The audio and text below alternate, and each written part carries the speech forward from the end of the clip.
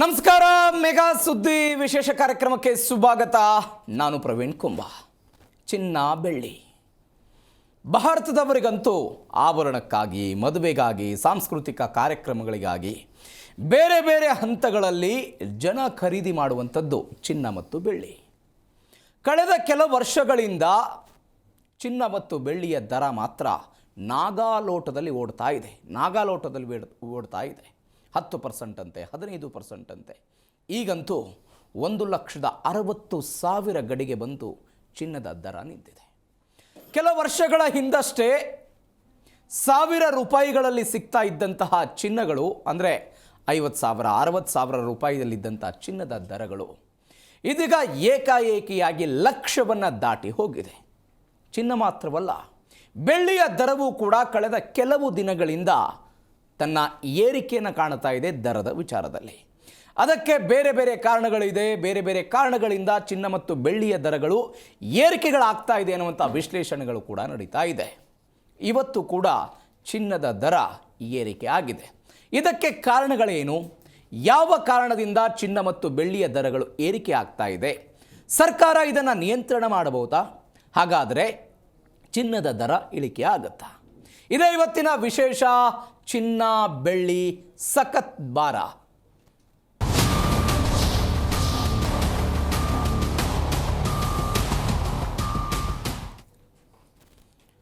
ಬಂಗಾರಕ್ಕೂ ಮತ್ತು ಭಾರತೀಯರಿಗೂ ಒಂದು ಅವಿನಾಭಾವ ಸಂಬಂಧ ಇದೆ. ಆಭರಣ ಪ್ರಿಯರು ಭಾರತೀಯರು. ತಮಿಳುನಾಡಿನಲ್ಲಿ ಅತಿ ಹೆಚ್ಚು ಚಿನ್ನವನ್ನು ಶೇಖರಣೆ ಮಾಡಿ ಇಡಲಾಗಿದೆ. ಕುಟುಂಬಗಳಲ್ಲಿ ಹೆಚ್ಚು ಚಿನ್ನದ ಆಭರಣಗಳು, ಚಿನ್ನವನ್ನು ತೆಗೆದುಕೊಳ್ತಾರೆ. ಆದರೆ ಚಿನ್ನ ಮತ್ತು ಬೆಳ್ಳಿಯ ದರ ಮಾತ್ರ ಏರಿಕೆಯ ಓಟವನ್ನು ಕಾಣ್ತಾ ಇದೆ. ಅಮೂಲ್ಯ ಲೋಹಗಳ ಬೆಲೆ ದಾಖಲೆಯ ಏರಿಕೆ ಕಾಣಿಸ್ತಾ ಇದೆ. ದಾಖಲೆಯ ಏರಿಕೆ ಆಗ್ತಾ ಇದೆ. ಬೆಂಗಳೂರಲ್ಲಿ ಪ್ರತಿ ಗ್ರಾಮ್ ಚಿನ್ನದ ದರ 15,000 ರೂಪಾಯಿ. 15,000 ರೂಪಾಯಿ ಆಗಿದೆ. ಬೆಳ್ಳಿಯ ದರ ಒಂದೇ ದಿನಕ್ಕೆ 10,000 ರೂಪಾಯಿ ಜಂಪ್ ಆಗಿರೋದು. 10,000 ರೂಪಾಯಿ ಜಂಪ್ ಆಗಿದೆ. ಪ್ರತಿ ಕೆಜಿ ಬೆಳ್ಳಿಯ ದರ 3,70,000 ರೂಪಾಯಿ ಆಗಿದೆ. ಜನ ಸುಸ್ತಾಗ್ಬಿಟ್ಟಿದ್ದಾರೆ. ಇದರಿಂದ ಬಡ ಮಧ್ಯಮ ವರ್ಗದ ಕೈಗೆ ಚಿನ್ನ ಬೆಳ್ಳಿ ಹಾಗಾದರೆ ಸಿಗಲ್ವಾ? ಮದುವೆ ಸೀಸನ್ ಬರೋದಕ್ಕೆ ಶುರುವಾಯಿತು. ಏಪ್ರಿಲ್ ಮೇ ತಿಂಗಳು ಬಂದರೆ ಮದುವೆಗಳು ಶುರುವಾಗ್ಬಿಡುತ್ತೆ. ಚಿನ್ನಾಭರಣಗಳನ್ನು ಮದುವೆ ಕಾರಣಕ್ಕಾಗಿ ಖರೀದಿ ಮಾಡ್ತಾರೆ. ಹಾಗಾದರೆ ಬಡ ಮತ್ತು ಮಧ್ಯಮದ ವರ್ಗದಕ್ಕೆ ಚಿನ್ನ ಬೆಳ್ಳಿ ಸಲೀಸಾಗಿ ಸಿಗೋದಿಲ್ವಾ ಅನ್ನೋ ಪ್ರಶ್ನೆ. 5 ಲಕ್ಷಕ್ಕೆ ಸಿಲ್ವರ್ ಗ್ರಾಮ್ ಚಿನ್ನದ ದರ 20,000 ಏರಿಕೆ ಆಗುತ್ತೆ ಅಂತ ಹೇಳ್ತಿದ್ದಾರೆ. 1,80,000 ರೂಪಾಯಿ ಆಗಬಹುದು ಅಂತ ಅಂದಾಜಿರೋದು. 1,80,000. 2025ರಲ್ಲಿ ಇತ್ತಲ್ಲ ಚಿನ್ನದ ದರ, ಅದರ 30% 2026ರ ಅಂತ್ಯದ ವೇಳೆಗೆ ಆಗುತ್ತೆ ಅಂತ ಲೆಕ್ಕಾಚಾರಗಳಿದೆ. 30% ಏರಿಕೆಗಳಾಗುತ್ತೆ. ಇದಕ್ಕೆ ಕಾರಣಗಳು ಹಲವಾರಿದೆ. ಬೇರೆ ಬೇರೆ ಕಾರಣಗಳನ್ನು ವಿಶ್ಲೇಷಣೆ ಮಾಡಲಾಗ್ತಾ ಇದೆ. ನಮ್ಮಲ್ಲಿ ಒಂದು ಅಭಿಪ್ರಾಯ ಇದೆ. ಭಾರತೀಯರು ಆಭರಣ ಪ್ರಿಯರು, ಹೆಚ್ಚಾಗಿ ಆಭರಣಗಳನ್ನು ಖರೀದಿ ಮಾಡ್ತಾರೆ. ಬಂಗಾರದ ವ್ಯಾಮೋಹ ಇದೆ. ಇದೇ ಚಿನ್ನದ ಬೆಲೆ ಏರಿಕೆಗೆ ಕಾರಣ ಅಂತ ತಪ್ಪು ಮಾಹಿತಿ. ಅದು ಕೂಡ ಒಂದು ಕಾರಣ ಅಷ್ಟೇ. ಅದರ ಜೊತೆಗೆ ಜಾಗತಿಕವಾಗಿ ಆಗುವಂಥ ಕೆಲ ಬೆಳವಣಿಗೆಗಳು, ಆರ್ಥಿಕ ಮೇಲಾಟಗಳು, ಯುದ್ಧ, ಜಾಗತಿಕ ಸಂಘರ್ಷಗಳು ಇವೆಲ್ಲವೂ ಕೂಡ ಚಿನ್ನದ ದರವನ್ನು ಏರಿಕೆ ಮಾಡ್ತವೆ. ಚಿನ್ನದ ದರವನ್ನು ಏರಿಕೆ ಮಾಡುವಂತಹ ಎಲ್ಲ ಮೌಲ್ಯಮಾಪನಗಳಿವು. ಇವೆಲ್ಲದರ ನಡುವೆ ಅಮೆರಿಕ ಸಾರ್ತಾ ಇರುವಂಥ ಸುಂಕ ಸಮರ, ಇರಾನ್ನಲ್ಲಿ ನಡೀತಾ ಇರುವಂಥ ದಂಗೆ, ಕಳೆದ ಹಲವು ವರ್ಷಗಳಿಂದ ರಷ್ಯಾ ಮತ್ತು ಉಕ್ರೇನ್ ಯುದ್ಧ, ರಾಜಕೀಯ ಅಸ್ಥಿರತೆಗಳು, ಅಮೆರಿಕ ಮಾಡುವಂತಹ ಕೆಲವೊಂದಿಷ್ಟು ನಿರ್ಧಾರಗಳು, ಇವೆಲ್ಲದರ ಜೊತೆಗೆ ಡಾಲರ್ನೊಂದಿಗೆ ಭಾರತದ ರೂಪಾಯಿ ಕಡಿಮೆ ಆಗ್ತಾ ಇದೆ. ಇವೆಲ್ಲವೂ ಕೂಡ ಕಾರಣ ಅಂತ ಅನೇಕ ವಿಶ್ಲೇಷಣೆಗಳು ನಡೀತಾ ಇದೆ. ಆದರೆ ಚಿನ್ನ ಮತ್ತು ಬೆಳ್ಳಿ ಈ ದರಗಳು ಇಳಿಕೆ ಆಗುತ್ತಾ ಅನ್ನುವಂಥದ್ದೇ ಸದ್ಯಕ್ಕಿರುವಂಥ ಪ್ರಶ್ನೆ. ಇವೆಲ್ಲವೂ ಕೂಡ ಪರಿಣಾಮಕಾರಿಯಾಗಿ, ಎಲ್ಲವೂ ಕೂಡ ಕ್ಲಿಯರ್ ಆಗಿ ಚಿನ್ನ ಮತ್ತು ಬೆಳ್ಳಿಯ ದರಗಳು ಇಳಿಕೆ ಆಗಿಬಿಡುತ್ತಾ ಅನ್ನುವಂಥ ನಿರೀಕ್ಷೆಯಲ್ಲಿ ಜನ ಇದ್ದಾರೆ. ನೀವು ಗಮನಿಸಿ, 1940ರಲ್ಲಿ 36 ರೂಪಾಯಿ ಇತ್ತು. 1960ರಲ್ಲಿ 111, 1980ರಲ್ಲಿ 1330, 2000 ಇಸ್ವಿಲಿ 4400, 2010ರಲ್ಲಿ 18,500, 2020ರಲ್ಲಿ 48,480 ರೂಪಾಯಿ, 2025ರಲ್ಲಿ 1,26,315. ಇವತ್ತು ನಾವು 1,60,000 ಆಸುಪಾಸಿಗೆ ಬಂದು ನಿಂತುಬಿಟ್ಟಿದ್ದೀವಿ. ಆ ಆಸುಪಾಸಿಗೆ ಬಂದು ನಿಂತುಬಿಟ್ಟಿದ್ದೀವಿ. ಅಂತಾರಾಷ್ಟ್ರೀಯ ಬೆಳವಣಿಗೆಗಳು ಏನಾಗ್ತಾ ಇದೆ? ಇತ್ತೀಚೆಗೆ ತಮಿಳುನಾಡಿನ ಒಬ್ಬ ಸಂಸದರು ಕೇಂದ್ರ ಸರ್ಕಾರಕ್ಕೆ ಒಂದು ಪ್ರಶ್ನೆ ಕೇಳಿದರು. ತಮಿಳುನಾಡಿನಲ್ಲಿ ಚಿನ್ನ ಮತ್ತು ತಮಿಳುನಾಡಿನ ಜನರಿಗೆ ಅವಿನಾಭಾವ ಸಂಬಂಧ ಇದೆ. ಈ ದರದ ಬಗ್ಗೆ ನಿಮ್ಮ ಗಮನಕ್ಕೆ ಏನಾದರೂ ಬಂದಿದೆಯಾ ಅಂತ ಹಣಕಾಸು ಸಚಿವರಿಗೆ ಪ್ರಶ್ನೆಯನ್ನು ಕೇಳಿದರು. ಸರ್ಕಾರ ಹೇಳಿದರು, ನಮ್ಮ ಗಮನಕ್ಕೆ ಬಂದಿದೆ, ಆದರೆ ಇದರ ನಿಯಂತ್ರಣ ನಮ್ಮ ವ್ಯಾಪ್ತಿಯಲ್ಲಿಲ್ಲ. ಇದರ ನಿಯಂತ್ರಣ ನಮ್ಮ ವ್ಯಾಪ್ತಿಯಲ್ಲಿಲ್ಲ. ಅಂತಾರಾಷ್ಟ್ರೀಯ ಮಾರುಕಟ್ಟೆ, ಅಂತಾರಾಷ್ಟ್ರೀಯ ಸ್ಥಿತಿಗತಿಗಳು ಚಿನ್ನ ಮತ್ತು ಬೆಳ್ಳಿಯ ದರವನ್ನು ನಿಗದಿ ಮಾಡ್ತವೆ. ಅದರ ಮೇಲೆ ಅದರ ದರ ನಿಗದಿ ಆಗುತ್ತೆ ಅಂತ ಕೇಂದ್ರ ಸರ್ಕಾರದವರು ಹೇಳಿದರು. ಏನಾದರೂ ಮಾಡೋದಕ್ಕೆ ಸಾಧ್ಯ ಆಗುತ್ತಾ ಕೇಂದ್ರ ಸರ್ಕಾರದವರು ಅಂತ ಹೇಳಿದರೆ ಇಲ್ಲ. ಈ ಹಿಂದೆ 15% ಇತ್ತು ಕಸ್ಟಮ್ ಡ್ಯೂಟಿ, ಅದನ್ನು ನಾವು 4%ಗೆ ಇಳಿಕೆ ಮಾಡಿದ್ದೀವಿ. ಇದರಿಂದ ಪ್ರಯೋಜನ ಆಗುತ್ತೆ. 2024ರಲ್ಲಿ ಮಾಡಿದ್ದಾರೆ ಕೇಂದ್ರ ಸರ್ಕಾರದವರು. ಒನ್ಸ್ ಅಗೇನ್ ಇವತ್ತು ಕೇಂದ್ರ ಬಜೆಟ್ ಬರ್ತಾ ಇದೆ. ಏನಾದರೂ ನಿರೀಕ್ಷೆ ಮಾಡಬಹುದಾ?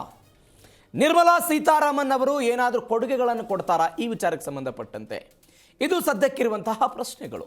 ಸಹಜವಾಗಿದೆ, ಸರ್ಕಾರದ ಕೈಯಲ್ಲಿಲ್ಲ. ಅಂತಾರಾಷ್ಟ್ರೀಯ ಮಾರುಕಟ್ಟೆ, ಅಂತಾರಾಷ್ಟ್ರೀಯ ಘಟನೆಗಳು, ಅಂತಾರಾಷ್ಟ್ರೀಯ ಅಂದರೆ ನಾವು ಬೇರೆ ಬೇರೆ ದೇಶಗಳಿಂದ ಡಾಲರ್ ಮೌಲ್ಯದಲ್ಲಿ ನಾವು ಅದನ್ನು ಖರೀದಿ ಮಾಡ್ತೀವಿ. ಕುಸಿತಾ ಇದೆ ರೂಪಾಯಿ ಮೌಲ್ಯ. ಇವೆಲ್ಲವೂ ಕೂಡ ಕಾರಣ ಅಂತ ವಿಶ್ಲೇಷಣೆ ಮಾಡಲಾಗ್ತಾ ಇದೆ.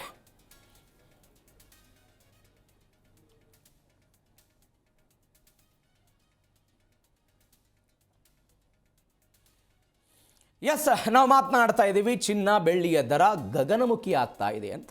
ಯಾವ ಕಾರಣಕ್ಕೆ ಆಗ್ತಾ ಇದೆ? ಖರೀದಿಯ ಭರಾಟೆ ಏನಾದರೂ ಕಡಿಮೆ ಆಗಿದೆಯಾ? ಇಳಿಕೆಯಾಗುವ ಸಂಭವವು ಏನಾದರೂ ಇದೆಯಾ? ಏನು ಹೇಳ್ತಾರೆ ತಜ್ಞರು? ಇದ್ರ ಬಗ್ಗೆ ಇವತ್ತು ಮಾತನಾಡೋದಿದೆ. ಹಲವು ಜನ ಅತಿಥಿಗಳು ನಮ್ಮನ್ನು ಜಾಯ್ನ್ ಆಗಿದ್ದಾರೆ. ಟ್ರೇಡರ್ಸ್ ಅಸೋಸಿಯೇಷನ್ನ ಅಧ್ಯಕ್ಷರಾಗಿರುವಂಥ ಪ್ರಕಾಶ್ ಮಂಡೋತ್ ಅವರು ನಮ್ಮ ಜೊತೆ ಇದ್ದಾರೆ. ಸರ್ ನಮಸ್ಕಾರ, ಕಾರ್ಯಕ್ರಮಕ್ಕೆ ಸ್ವಾಗತ. ಮತ್ತೊಂದು ಕಡೆ ರಾಜ್ಯ ಆಭರಣ ವರ್ತಕ ಒಕ್ಕೂಟದ ಪ್ರಧಾನ ಕಾರ್ಯದರ್ಶಿಗಳಾಗಿರುವಂಥ ಡಾಕ್ಟರ್ ರಾಮಾಚಾರಿ ಅವರು ನಮ್ಮನ್ನು ಜಾಯ್ನ್ ಆಗಿದ್ದಾರೆ. ಸರ್ ನಮಸ್ಕಾರ, ಕಾರ್ಯಕ್ರಮಕ್ಕೆ ಸ್ವಾಗತ. ಪ್ರಕಾಶ್ ಮಂಡೋತ್ ಅವರೇ, ನಾವು ಮಾತನಾಡ್ತಾ ಇದ್ದೀವಿ ಚಿನ್ನ ಮತ್ತು ಬೆಳ್ಳಿಯ ದರ ಗಗನಮುಖಿ ಆಗ್ತಾ ಇದೆ ಅಂತ. ಏನು ಕಾರಣ ಸರ್? ನೀವು ನಿಮ್ಮ ಪ್ರಸ್ತಾವಿಕ ನುಡಿಲೇ ಹೇಳಿದ್ರಿ. ಓಕೆ. ಈ ಚಿನ್ನದ ದರ ಭಾರತ ನಿಯಂತ್ರಣ ಮಾಡೋಕ್ಕಾಗಿಲ್ಲ. ಇದಕ್ಕೆ ನ್ಯೂಯಾರ್ಕ್ ಸ್ಟಾಕ್ ಎಕ್ಸ್ಚೇಂಜ್ ಅಂತ ಇದೆ. ಅಂತಾರಾಷ್ಟ್ರೀಯ ಮಟ್ಟದಲ್ಲೇ ಇದರ ದರ ಮತ್ತು ಎಲ್ಲ ನಿಗದಿ ಆಗೋದು. ಇದು ಅನ್ಪ್ರೆಸಿಡೆಂಟ್ ಸರ್ಜ್ ಆಫ್ ಪ್ರೈಸ್ ಅಂತ ಹೇಳ್ತೇನೆ. ಯಾವ ಕಾಲಕ್ಕೂ ಯಾರು ಎಕ್ಸ್ಪೆಕ್ಟ್ ಮಾಡದಿರೋ ಬೆಳವಣಿಗೆ. ಇದಕ್ಕೆ 3-4 ಮೇನ್ ಕಾರಣಗಳಿದೆ, ಮುಖ್ಯ ಕಾರಣಗಳಿದೆ. ಒಂದು ಜಿಯೋ ಪೊಲಿಟಿಕಲ್ ಸಿಚುಯೇಷನ್. ಎರಡನೇದು ಈ ಟ್ರಂಪ್ ಅವರ ಪುಂಡಾಟಕ್ಕೆ, ಬೆದರಿಕೆ ರಾಜಕೀಯ, ಅತಂತ್ರ ನಿರ್ಮಾಣ ಮಾಡೋ ಸ್ಥಿತಿ, ಓಕೆ, ಧಮಕಿ ಕೊಡೋ ಪ್ರವೃತ್ತಿ. ಇದು ಒಂದು ಇಡೀ ವಿಶ್ವ ಒಂಥರ ಅಸ್ಥಿರತೆಯಲ್ಲಿದೆ. ಓಕೆ. ಮೂರನೇದು ಏನಾಗುತ್ತೆ, ಇನ್ಫ್ಲೇಷನ್ ಜಾಸ್ತಿ ಆದರೆ ನಿಮ್ಮ ರುಪಿ ವ್ಯಾಲ್ಯೂ ಕಮ್ಮಿ ಆಗುತ್ತೆ. ಆಮೇಲೆ ವಿ ಇಂಪೋರ್ಟ್, ನಮ್ಮಲ್ಲಿ ಯಾವ ಇಲ್ಲಿ ನಮ್ಮದೇ ಗೋಲ್ಡ್ ಫೀಲ್ಡ್ಸ್ ಇತ್ತು, ಅದೇನೋ ಪೂರ್ಣ ಸ್ಥಾಪನೆ ಮಾಡ್ತಾರೆ ಅಂತ ಹೇಳ್ತಿದ್ರು. ಅಲ್ಲಿ ಹಟ್ಟಿ ಗೋಲ್ಡ್ ಮೈನ್ಸ್ ಇದೆ, ಅಂದರೆ ಇಲ್ಲಿಂದ ಉತ್ಪತ್ತಿ ಆಗಕ್ಕಿಲ್ಲ. ನಾವು we are always importing more gold. ಈ ಸ್ಥಿತಿನಲ್ಲಿ ನೋಡಿ, once upon a time between 15th-16th century we were known as golden bird, ಚಿನ್ನದ ಗಿಣಿ, ಸೋನಿಕೆ ಚಿಡಿಯಾ ಅಂತ. ಭಾರತ ನಮ್ಮ ವಿಜಯನಗರ ಸಾಮ್ರಾಜ್ಯನ ನೋಡಿ, ಬೀದಿಯಲ್ಲಿ ಮುತ್ತು ರತ್ನವನ್ನ ಅಳಿತಾ ಇದ್ರು ಅಂದ್ರೆ ಭಾರತಕ್ಕೆ ಯುರೋಪಿಯವರು ಬರ್ತಿದ್ರು, ರೇಷ್ಮೆ, ಮಸಾಲೆ, ಕಾಟನ್ ವಸ್ತ್ರಗಳು ತಗೊಂಡೋಗಿ ಗೋಲ್ಡ್ ಕೊಟ್ಟು ಹೋಗ್ತಿದ್ರು. ಹೌದು. ಅಂದ್ರೆ ಈಗ 1 ಗ್ರಾಮ್ ಗೋಲ್ಡ್ ಆಚೆ ಇಡಕ್ಕಾಗಿಲ್ಲ. ಅವಾಗ ಈ ಬೀದಿನಲ್ಲಿ ಗೋಲ್ಡ್ ಡೈಮಂಡ್ ಎಲ್ಲ ಮಾರ್ತಿದ್ವಿ, ಸಂತೆಗಳಲ್ಲೆಲ್ಲ, ಸಂತೆನಲ್ಲಿ ನೋಡಿ. ಸೊ ಸುರಕ್ಷೆ ದೃಷ್ಟಿಯಿಂದನೂ ಅಂದ್ರೆ ಅಂತ ಮೌರ್ಯ ಕಾಲ ಅದು. ನಿಮ್ಮ ಪ್ರೈಸ್ ನಿಯಂತ್ರಣ ಅಲ್ಲ ಆದಮೇಲೆ ಈ ಜಿಯೋ ಪೊಲಿಟಿಕಲ್ ಸಿಚುವೇಶನ್ ನೋಡಿ, ಅವರು ಇವಾಗ ಪ್ರೈಸ್ ಹೆಚ್ಚಾಗ್ತಿದೆ. ನಿಮ್ಮ ಡಿಮ್ಯಾಂಡ್ ಕಮ್ಮಿ ಆಗ್ತಾ ಇದೆ ಅಂದರೆ ಇಲ್ಲಿ ಮಾರಾಟ ಮಾಡೋರಿಗೆ ಎಷ್ಟು ತೊಂದರೆ ಇದೆ ಅಂದರೆ, ಇವತ್ತು 1,65,000 ಇದೆಯಾ, ನಾನು ಇವಾಗ ಬುಕ್ ಮಾಡ್ತೀನಿ, ನಾಳೆ ಕಮ್ಮಿ ಆಗ್ಬಿಟ್ರೆ ಈ ವ್ಯಾಪಾರಸ್ಥನಿಗೆ ಸಮಸ್ಯೆ, ಓಕೆ, ಜಾಸ್ತಿ ಆಗ್ಬಿಟ್ರೆ ಕೊಂಡ್ಕೊಳ್ಳೋ ಕಸ್ಟಮರ್ಗೆ ಸಮಸ್ಯೆ. ಅಂದರೆ ಎಷ್ಟು ಅಸ್ಥಿರತೆ ಇದೆ ಅಂದರೆ ಕೇಳಬೇಡಿ. ಈ ನಿಮ್ಮ ವಾರ್ ಸಿಚುವೇಶನ್ ಕೂಡ ಇದಕ್ಕೆ ಕಾರಣ. ಓಕೆ, ನನ್ನ ಪ್ರಕಾರ ಈ ಟ್ರೆಂಡ್ ಒಳ್ಳೆಯದಲ್ಲ. ನಾವು ಯಾವಾಗ 24 ಕ್ಯಾರೆಟು 22 ಕ್ಯಾರೆಟ್ ಹೋಗ್ತಿದ್ವಿ, ಇವಾಗ 9 ಕ್ಯಾರೆಟ್ ಬಂದು ನಿಂತಿದ್ದೀವಿ. ಅಂದರೆ ಯುನೈಟೆಡ್ ಸ್ಟೇಟ್ಸ್ ಬೇರೆ ಕಡೆ ಎಲ್ಲ 9 ಕ್ಯಾರೆಟ್ಸ್ ಇದೆ, ಅಫೋರ್ಡಬಲ್ ಜ್ಯುವೆಲರಿ ಅಂತ.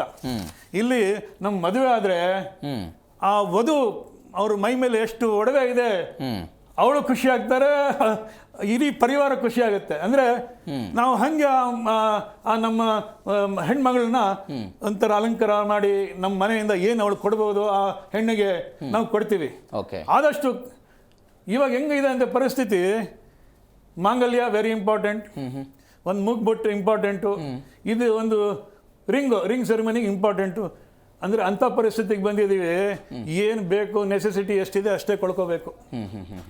ಈ ದರದಲ್ಲಿ ನಾವು ಮದುವೆ ಹೆಚ್ಚು ಆಭೂಷಣಗಳು ತೊಳಕ್ಕೆ ಹಾಕಿಲ್ಲ. ಇನ್ನೊಂದು ಸರ್ಕಾರ ಒಂದು ಒಳ್ಳೆ ಕೆಲಸ ಮಾಡ್ತು, ಹಾಲ್ ಮಾರ್ಕಿಂಗ್ ಸಿಸ್ಟಮ್ ತಂದ್ಬಿಡ್ತು. ಆವಾಗಲೇ ಲಾಂಗ್ ಬ್ಯಾಕ್ ನಮ್ಮ ಮೋದಿಜಿಯ ಸರ್ಕಾರ, ಪಿಯೂಷ್ ಗೋಯಲ್ ಅವರು ಈ ಹಾಲ್ ಮಾರ್ಕಿಂಗ್ ಸಿಸ್ಟಮ್ ತಂದರು. ಅದರಿಂದ ಶುದ್ಧತೆ, ಒಂದು ಕಸ್ಟಮರಿಗೆ ಸ್ಯಾಟಿಸ್ಫ್ಯಾಕ್ಷನ್ನು, ಮತ್ತು ಒಂದು ಆ ಪ್ರಮಾಣ ಅಂತ ಒಂದು ಸಿಗುತ್ತೆ. ಸೊ ಬರ್ತಾ ಇನ್ನು ಎಷ್ಟು ಕೆಳಗೆ ಹೋಗ್ತೀವೋ ಗೊತ್ತಿಲ್ಲ. ಆಮೇಲೆ 1 ಗ್ರಾಮ್ ಗೋಲ್ಡ್ ಅಂತ ಬರುತ್ತೆ, ಅದು ಕಾಪರಲ್ಲಿ ಮಾಡ್ತಾರೆ, ಅದಕ್ಕೆ ಕೋಟಿಂಗ್ ಮಾಡ್ತಾರೆ ಗೋಲ್ಡು. ಸೊ ಆ ಪರಿಸ್ಥಿತಿ ಹೋಗ್ತೀವೋ ನಾವು ಮೈ ಮೇಲೆಲ್ಲ ಒಡವೆ ಹಾಕ್ಕೊಂಡು, ನಾವು ಕೆಲವು ಜೆಂಟ್ಸು ಕೂಡ ಇವತ್ತು ನೋಡಿದ್ದೀರಾ, ಕೆಲವರು ಬಿಗ್ ಶಾರ್ಟ್ಸು, ಇಷ್ಟು ದೊಡ್ಡ ಚೈನು ಇದೆಲ್ಲ ಹಾಕ್ಕೊಂಡು ಹೋಗ್ತಿದ್ರಿ. ಇವಾಗ ಆ ಪರಿಸ್ಥಿತಿಯ, ನೀವು ಆಚೆ ವಾಕ್ ಮಾಡೋ ಪರಿಸ್ಥಿತಿ ಇದ್ದೀರಾ? ಈ ರೇಟಲ್ಲಿ ಇವಾಗ ಒಂದು ಸರ ಹಾಕೊಂಡು ನಮ್ಮ ವೈಫ್ ಹೇಳ್ತೀನಿ, ದಯವಿಟ್ಟು ನೀನು ಏನು ಹಾಕೊಂಡು ಹೋಗ್ಬೇಡಮ್ಮ, ನೀನು ಜಸ್ಟ್ ವಾಕಿಂಗ್ ಮಾಡೋದು, ದಿನ ಬೆಳಗ್ಗೆ ವಾಕ್ ಮಾಡ್ತಾಳೆ. ಅಂದರೆ ಆ ಪರಿಸ್ಥಿತಿ. ಅಂದರೆ ಇಡೀ ವಿಶ್ವದಲ್ಲಿ ಗೋಲ್ಡ್ ಪ್ರೈಸ್ ಇವಾಗ ಏನಾಗಿದೆ, ಸೆಕ್ಯೂರಿಟಿಗೆ ನಾವು ನೋಟ್ ಪ್ರಿಂಟ್ ಮಾಡಬೇಕಂದ್ರೆ ಅದು ಈಕ್ವಲೆಂಟ್ ನಾವು ಡೆಪಾಸಿಟ್ ಮಾಡ್ಕೋಬೇಕು. ದರ ಜಾಸ್ತಿ ಆಗ್ತಿದೆ, ಇನ್ಫ್ಲೇಷನ್ ಜಾಸ್ತಿ ಆಗ್ತಿದೆ. ಈ ಪರಿಸ್ಥಿತಿಯಲ್ಲಿ ಇದೀವಿ ಸರ್ ನಾವು ಪ್ರೆಸೆಂಟ್. ನಮ್ಮ ಜೊತೆಗೆ ಆರ್ಥಿಕ ತಜ್ಞರಾಗಿರುವಂಥ ಅನಿಲ್ ಭಾರದ್ವಾಜ್ ಅವರು ಜಾಯ್ನ್ ಆಗಿದ್ದಾರೆ. ಸರ್ ನಮಸ್ಕಾರ, ಕಾರ್ಯಕ್ರಮಕ್ಕೆ ಸ್ವಾಗತ. ನಮಸ್ಕಾರ. ಎಸ್ ಸರ್, ಬರ್ತೀನಿ, ನಿಮ್ಮ ಜೊತೆ ಮಾತನಾಡ್ತೀನಿ. ಬಿ ರಾಮಾಚಾರ್ಯ ಅವರೇ, ಏನು ಹೇಳ್ತೀರಿ? ದರ ಏರಿಕೆ ಹಿಂದೆಯೂ ಕೂಡ ಮಾತನಾಡಿದ್ವಿ, ಇವತ್ತು ಕೂಡ ಮಾತನಾಡ್ತಾ ಇದ್ದೀವಿ. ನಾವು ಯಾವತ್ತು ದರ ಇಳಿಕೆ ಆಗುತ್ತೆ ಅಂತ ಮಾತನಾಡೋ ಪ್ರಯತ್ನ ಮಾಡ್ತಾ ಇಲ್ಲ, ಏರಿಕೆ ಬಗ್ಗೆ ಮಾತನಾಡ್ತಾ ಇದ್ದೀವಿ. ನೋಡಿ, ಚಿನ್ನ ಬರೀ ಆಭರಣಕ್ಕೆ ಸಂಬಂಧಪಟ್ಟಿರೋ ವಸ್ತು ಅಲ್ಲ. ಕರೆಕ್ಟ್, ಫಸ್ಟು ತಿಳ್ಕೋಬೇಕು. Gold is not a commodity, gold is an exchange money. ಒಂದು ದೇಶದ ನೋಟನ್ನು ಪ್ರಿಂಟ್ ಮಾಡಬೇಕಾದ್ರೆ ಆ ರಿಸರ್ವ್ ಬ್ಯಾಂಕ್ನಲ್ಲಿ ಚಿನ್ನದ ಶೇಖರಣೆ ಎಷ್ಟೈತೆ ಅದರ ಆಧಾರದ ಮೇಲೆ ನೋಟನ್ನು ಪ್ರಿಂಟ್ ಮಾಡ್ತಾರೆ. ಇವತ್ತು ಈ ಸ್ವತಂತ್ರ ನಂತರ ನಾವು 70 ವರ್ಷದಲ್ಲಿ ನಮ್ಮ ದೇಶದ ಪರಿಸ್ಥಿತಿ ನೋಡಬೇಕಾದಾಗ ಏನಿತ್ತು, $1ಗೆ $1 ಸಮ ಇತ್ತು ಬಂದಾಗ. ನಂತರ ಬದಲಾದ ರಾಜಕೀಯ ಪರಿಸ್ಥಿತಿಗಳಲ್ಲಿ ವಿಶ್ವಮಾನ್ಯವಾಗಿ ಕರೆನ್ಸಿಯಾಗಿ ಡಾಲರ್ ಬಂತು. ಯಾಕೆ ಎಲ್ಲರೂ ಡಾಲರನ್ನು ಒಪ್ಕೊಳ್ತಾ ಬಂದರು ವಿಶ್ವಮಾನ್ಯವಾಗಿ ಅಂತಂದರೆ, ಅವರಲ್ಲಿ ಅವರ ಸರ್ಕಾರದ ಖಜಾನೆಯಲ್ಲಿ ಹೆಚ್ಚು ಚಿನ್ನ ಶೇಖರಣೆ ಇದೆ. ಅಂದರೆ ನಾಳೆ ಏನಾದ್ರು ಹೂಡಿಕೆ ಮಾಡಿದರೆ ಚಿನ್ನ ಒಂದೇ ವಿನಿಮಯದ ಒಂದು ಮಾಧ್ಯಮ, ಚೆನ್ನಾಗಿ ತಿಳ್ಕೊಳ್ಳಿ. ಯಾವುದೇ ನೋಟು ಕರೆನ್ಸಿ ನಾವು ಪ್ರಿಂಟ್ ಮಾಡ್ಕೊಳ್ಳೋದಲ್ಲ. ಅವ್ರ ಹತ್ರ ಚಿನ್ನ ಜಾಸ್ತಿ ಇದೆ. ಸೊ ಆ ಡಾಲರು ಏನಾರು ವ್ಯತ್ಯಾಸ ಆದರೆ ಚಿನ್ನನಾರು ಅವ್ರು ವಾಪಸ್ ಕೊಡ್ತಾರೆ ಅವ್ರ ಹತ್ರ ವ್ಯವಹಾರ ಮಾಡಿದರೆ ಅಂತ. ಅಮೇರಿಕ ಏನು ಮಾಡಿದ್ರು, ಶೇಕಡ ಏನು ಒಂದು 90% ವಿದೇಶಿ ವಿನಿಮಯಗಳಲ್ಲಿ ಡಾಲರ್ನ ತಂದು ಸ್ಥಾಪನೆ ಬಂದರು. ಅವ್ರು ಹೇಳಿದ್ರು ನಮ್ಮ ಹತ್ರ ಇಷ್ಟು 1000 ಟನ್ ಚಿನ್ನ ಇದೆ ಅಂತ ಅಂದ್ಬಿಟ್ಟಿದ್ದಾನೆ. ವಾಸ್ತವಿಕವಾಗಿ ಏನಾಗಿತ್ತು, ಅಮೇರಿಕಾದ ಆಡಳಿತ ವ್ಯವಸ್ಥೆಯಿಂದ ಅಲ್ಲಿದ್ದಂಥ ಚಿನ್ನ ಎಲ್ಲ ಕರಗ್ತಾ ಹೋಯಿತು. ಒಂದು. ಎರಡನೇದು, ಕೆಲವು ಸಣ್ಣ ಪುಟ್ಟ ದೇಶಗಳು, ಈವನ್ ನಮ್ಮ ದೇಶ ನಾವಿಲ್ಲಿ ಲಂಡನ್ನಲ್ಲಿಟ್ಟಿದ್ದೋ ವಾಪಸ್ ತಗೊಂಡಿದ್ದೋ, ತನ್ನ ಚಿನ್ನದ ಶೇಖರಣೆಯನ್ನು 5 ಟನ್ನು 10 ಟನ್ನು ಎಲ್ಲನೂ ತನ್ನಲ್ಲಿ ಇಟ್ಕೊಳ್ಳೋಕ್ಕಾಗಲ್ಲ ಅನ್ನೋ ದೃಷ್ಟಿಯಿಂದ ಅಮೇರಿಕಾದ ಬ್ಯಾಂಕ್ಗಳಲ್ಲಿ ಇಟ್ಟಿದ್ರು ಸೆಕ್ಯೂರಿಟಿಯಾಗಿ, ಆಯ್ತಾ ಅಲ್ವಾ? ಸೊ ಆ ಥರ ಇಟ್ಟಿದ್ರು. ಅವರು ಅದಕ್ಕೊಂದು ಚೀಟಿ ಕೊಟ್ಟಿರ್ತಾರೆ ನಿಮ್ಗಷ್ಟೇ. ಯಾವಾಗ ನಾವು ಪ್ರತಿ ತಿಂಗಳು ಅದಕ್ಕೆ ಬಾಡಿಗೆ ಕಟ್ತಾ ಇದ್ರು, ಸೊ ವಾಪಸ್ ತಗೋತು. ಯಾವಾಗ ಅಮೇರಿಕಾದ ಒಳಗಡೆ ಈ ಒಂದು ಆರ್ಥಿಕ ಸಂಕಷ್ಟ ಇದೆ, ಅವ್ರದ್ದು ಸಾಲ ಸಿಕ್ಕಾಪಟ್ಟೆ ಜಾಸ್ತಿ ಇದೆ, ಅವ್ರದ್ದು ಬರೀ ದುರಾಡಳಿತ ಮಾಡ್ತಾವ್ರೆ ಅನ್ನೋದು ಗೊತ್ತಾಯ್ತು, ನಿಧಾನವಾಗಿ ಒಬ್ಬೊಬ್ಬರೇ ಚಿನ್ನ ವಾಪಸ್ ಕೇಳಕ್ಕೆ ಸ್ಟಾರ್ಟ್ ಮಾಡಿದ್ರು. ನಮ್ದು ನಾವು ವಾಪಸ್ ತಗೊಂಡು ಹೋಗ್ತೀವಿ ಅಂತ. ಇದು ಸಣ್ಣ ಪ್ರಮಾಣದಲ್ಲಿ ನಡೀತಾ ಇತ್ತು. ಅದನ್ನ ಕೊಡಕ್ಕೆ ಅಮೆರಿಕಾದ ಬ್ಯಾಂಕ್ಗಳಲ್ಲಿ ಚಿನ್ನನೇ ಇಲ್ಲ. ಇದು ವಾಸ್ತವಿಕ ಸಂಗತಿ. ಸಣ್ಣ ಪುಟ್ಟ ಅವ್ರನ್ನೆಲ್ಲ ಎದುರಿಸ್ತಾ ಬರ್ತಾ ಇದ್ರು. ಯಾರು ಅದನ್ನ ಪ್ರಶ್ನೆ ಮಾಡ್ತಾರೆ, ಅವ್ರನ್ನ ಡಾಲರ್ನ ಪ್ರಶ್ನೆ ಮಾಡ್ತಾರೆ. ಫಸ್ಟ್ ಸದಾಮ್ ಹುಸೇನ್ ಪ್ರಶ್ನೆ ಮಾಡ್ದ, ಹಂಗೆ ಯಾರ್ಯಾರು ಪ್ರಶ್ನೆ ಮಾಡ್ತಾರೆ ಅವ್ರದ್ದೆಲ್ಲ ಅಂತ್ಯ ಮಾಡ್ತಾ ಬಂದ್ರು. ಟ್ರಂಪ್ ಬಂದ ಮೇಲೆ ಏನಾಯ್ತು ಅಂತಂದ್ರೆ, ಅವರು ಆಕ್ರಮಣಕಾರಿ ನೀತಿಯಲ್ಲಿ ಬೇರೆ ಏನು ದಾರಿ ಇಲ್ಲ, ಅಯ್ಯಪ್ಪನಿಗೂ ಬೇರೆ ಏನು ದಾರಿ ಇಲ್ಲ, ಅಲ್ಲೇನೂ ಇಲ್ಲ, ಖಜಾನೆ ಖಾಲಿ ಆಗೈತೆ. ಸುಮ್ಮನೆ ಬೇಕಾದಷ್ಟು ಡಾಲರ್ ನೋಟ್ನ ಪ್ರಿಂಟ್ ಮಾಡಿ ಜನಕ್ಕೆ ಹಂಚ್ತಾ ಇದ್ದಾರೆ. ಜನ ಎಲ್ಲರೂ ಬೇರೆ ಬೇರೆ ದೇಶದವರು 197 ದೇಶದವರು ಕೇಳ್ತಾ ಇದ್ದಾರೆ, ವಾಪಸ್ ಕೊಡಿ ನಮ್ಮ ಚಿನ್ನ, ಎಲ್ಲಿದೆ ನಿಮ್ಮ ಚಿನ್ನ ತೋರಿಸಿ ಅಂತ. ಅವ್ರ ಹತ್ರ ಆಗ್ತಾ ಇಲ್ಲ. ಟ್ರಂಪ್ ಬಂದ ಮೇಲೆ ಏನಾಯಿತು, ಅದಕ್ಕೆ ಪರ್ಯಾಯವಾಗಿ ಡಾಲರ್ಗೆ ಪರ್ಯಾಯವಾಗಿ ಇರುವಂಥದ್ದೇನು ಚಿನ್ನ ಅಷ್ಟೇ. ಓಹೋ, ಇವರೇನು ಮಾಡಿದ್ರು, ಫಸ್ಟ್ ಏನು ಮಾಡಿದರು, ಎಲ್ಲರೂ ಸರ್ಕಾರದಲ್ಲಿ, ನಮ್ಮ ಸರ್ಕಾರವೂ ಸರಿ ಇಷ್ಟಿಂತು ಅಂತ ಡಾಲರ್ಗಳನ್ನ ಸಂಗ್ರಹದಲ್ಲಿ ಇಟ್ಕೊಂಡಿದ್ರು. ವಿದೇಶಿ ವಿನಿಮಯ ನಾವು ಮಾಡೋಣ ಅನ್ನೋ ದೃಷ್ಟಿಯಿಂದ ಎಲ್ಲರೂ ಡಾಲರ್ ವಾಪಸ್ ಕೊಟ್ಟು ಚಿನ್ನ ಖರೀದಿ ಮಾಡೋಕ್ಕೆ ಸ್ಟಾರ್ಟ್ ಮಾಡಿದ್ರು. ಎಲ್ಲ ದೇಶದ ಸರ್ಕಾರಿ ಏನು ರಿಸರ್ವ್ ಬ್ಯಾಂಕ್ಗಳು ಮತ್ತು ಖಾಸಗಿ ಬ್ಯಾಂಕ್ಗಳು ಮತ್ತು ಖಾಸಗಿ ಹೂಡಿಕೆದಾರರು ಯಾವ ಟೈಮಲ್ಲಿ ಈಗ ನೋಟು ಅಮಾನ್ಯ ಆದಾಗೆ ಭಾರತದಲ್ಲಿ ಒಂದು ಸೈನ್ ಹಾಕಿ ಪ್ರೆಸಿಡೆಂಟು ಡಾಲರ್ ಅಮಾನ್ಯ ಅಂದರೆ ಎಲ್ಲ ಕ್ಲೋಸ್ ಆಗಿಬಿಡ್ತೀವಲ್ಲ. ಸೊ ಎಲ್ಲರೂ ವಾಪಸ್ ಕೊಡ್ತಾ ಬಂದರು.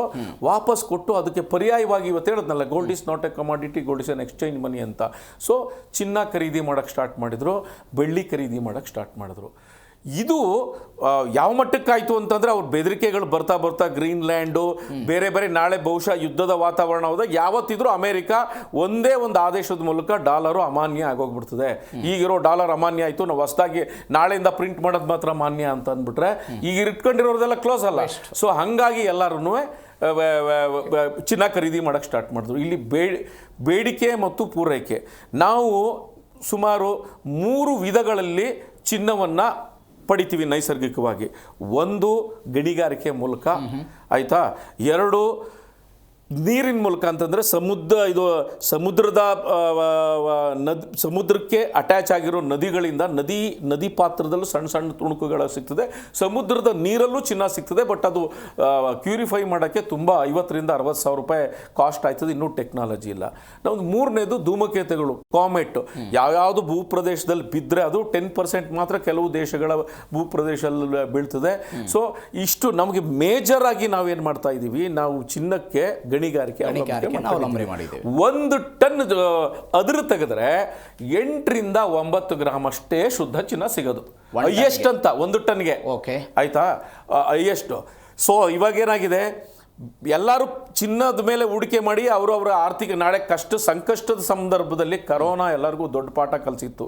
ಸಂಕಷ್ಟದ ಸಂದರ್ಭದಲ್ಲಿ ನೀವು ವಜ್ರ ವೈಡೂರ್ಯಗಳು ಕೆಲಸಕ್ಕೆ ಬಂದಿಲ್ಲ, ಎಲ್ಲರಿಗೂ ಚಿನ್ನ ಅಷ್ಟೇ ಕೆಲಸಕ್ಕೆ ಬಂತು.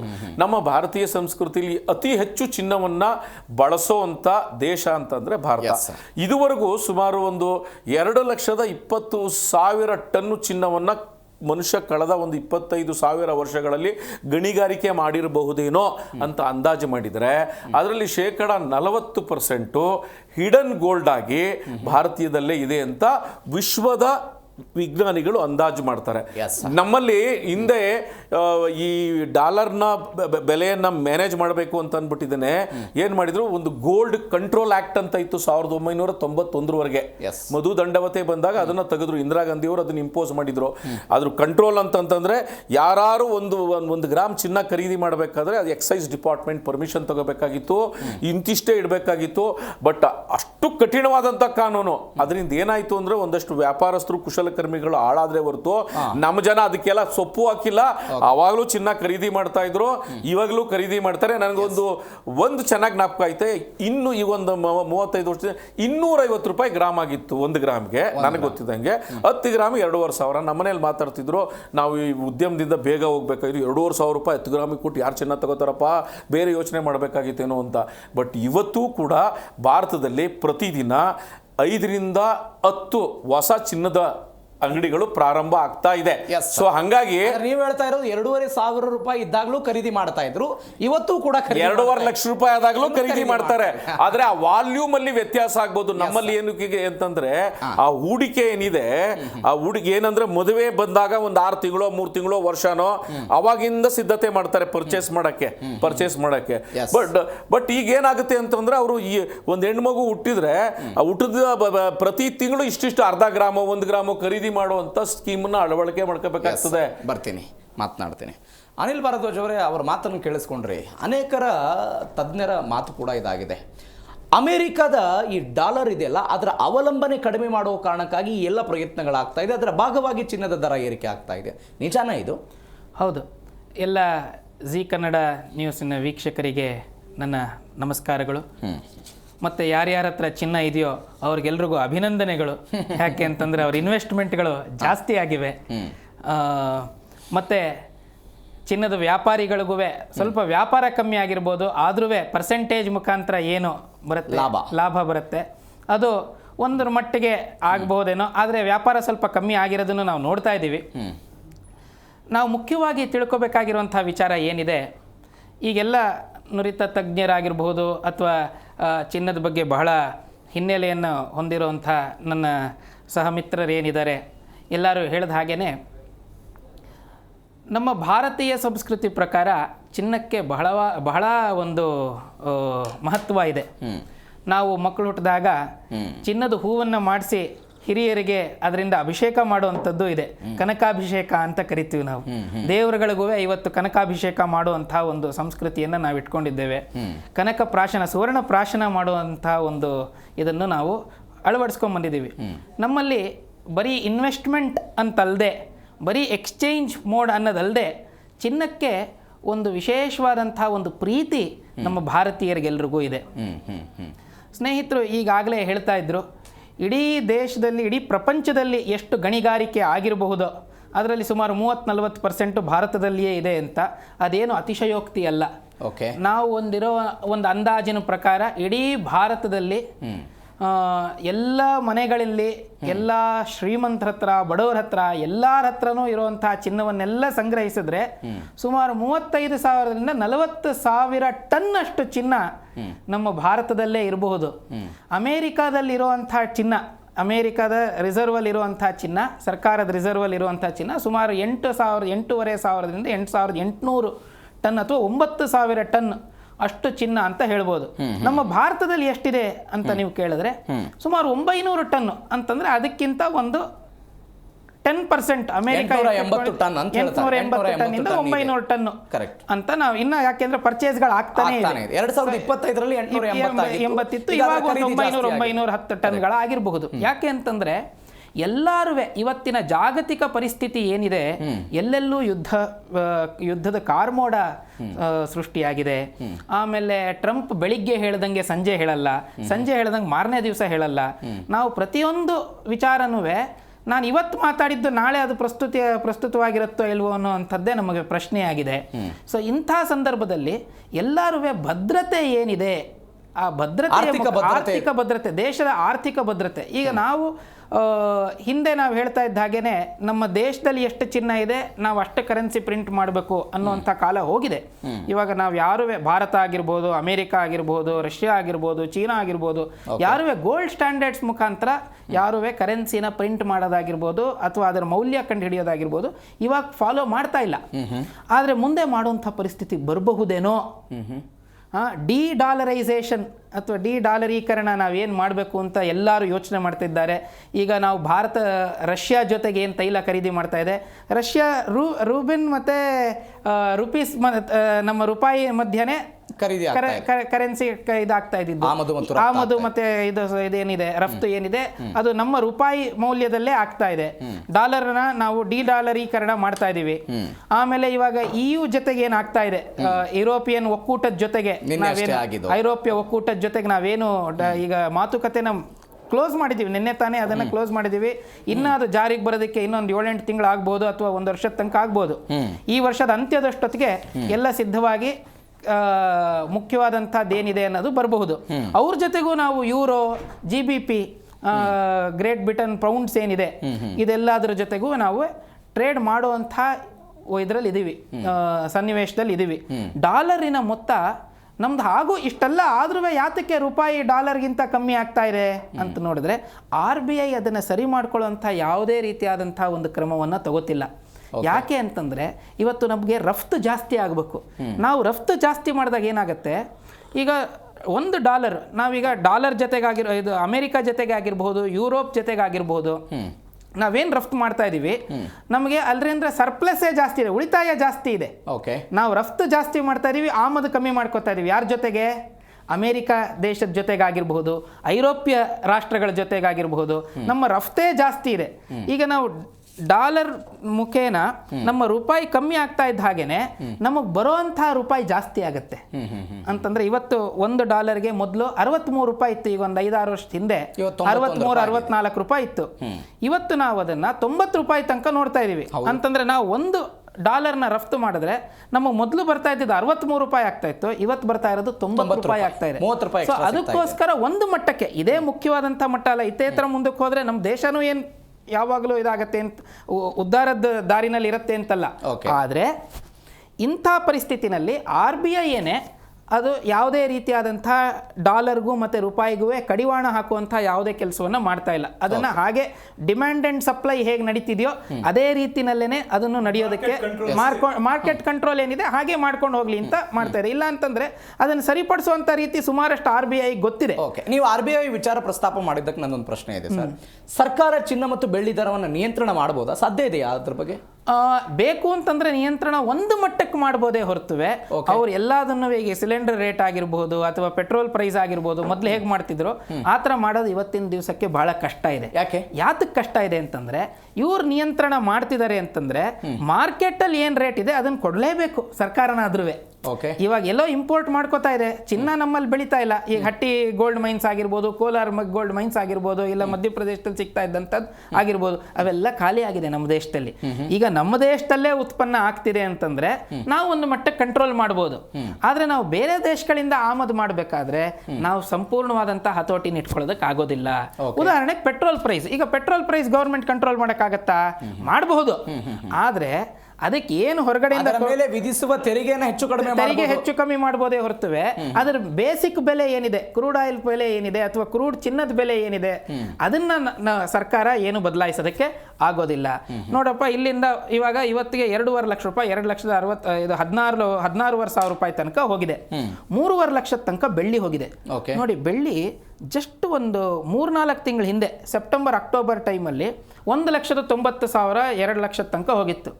ಇವತ್ತಿಗೂ ನಾವು ಅವಾಗ ಹೇಳ್ತಾ ಇದ್ದೆ, ನೋಡಪ್ಪ ಇವಾಗ ಇಮಿಡಿಯೇಟ್ ತಗೋಬೇಡಿ, ಅದು ಕುಸಿಯುವಂಥ ಚಾನ್ಸಸ್ ಇದೆ ಅಂತ. ಅದು ಹೇಳಿದ ಒಂದು ವಾರಕ್ಕೇನೆ 140 ಕುಸಿದು ಹೋಯ್ತು.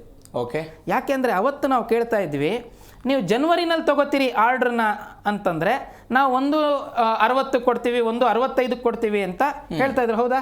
ಎಲ್ಲ ಚಿನ್ನದ ವ್ಯಾಪಾರಿಗಳು ನಮ್ಮ ಜೊತೆಗಿದ್ದಾರೆ. ಸೊ ಆದರೆ ಇವತ್ತು ಆ 160 ಏನು ಅನ್ಕೊಂಡಿದ್ರು ಅದು ಡಬಲ್ ಆಗಿದೆ. 3,20,000 ರೂಪಾಯಿ ಆಗಿದೆ. ಸೊ ಇವತ್ತು ಯಾರೂ ಮಾರ್ಕೆಟ್ ಪ್ರಿಡಿಕ್ಟ್ ಮಾಡುವಂತಹ ಪರಿಸ್ಥಿತಿನಲ್ಲಿಲ್ಲ. ನಾವು ಆರ್ಥಿಕ ತಜ್ಞರೇ ಆಗಿರ್ಬೋದು. ಒಂದು ಮಾತು ಯಾವಾಗಲೂ ಚಾಲ್ತಿಯಲ್ಲಿದೆ, ಜಗತ್ತು ಸ್ಥಿರತೆ ಆಗಿದ್ದಾಗ ಈ ಬೆಲೆಗಳು ಕೂಡ ಸ್ಥಿರವಾಗಿರುತ್ತೆ.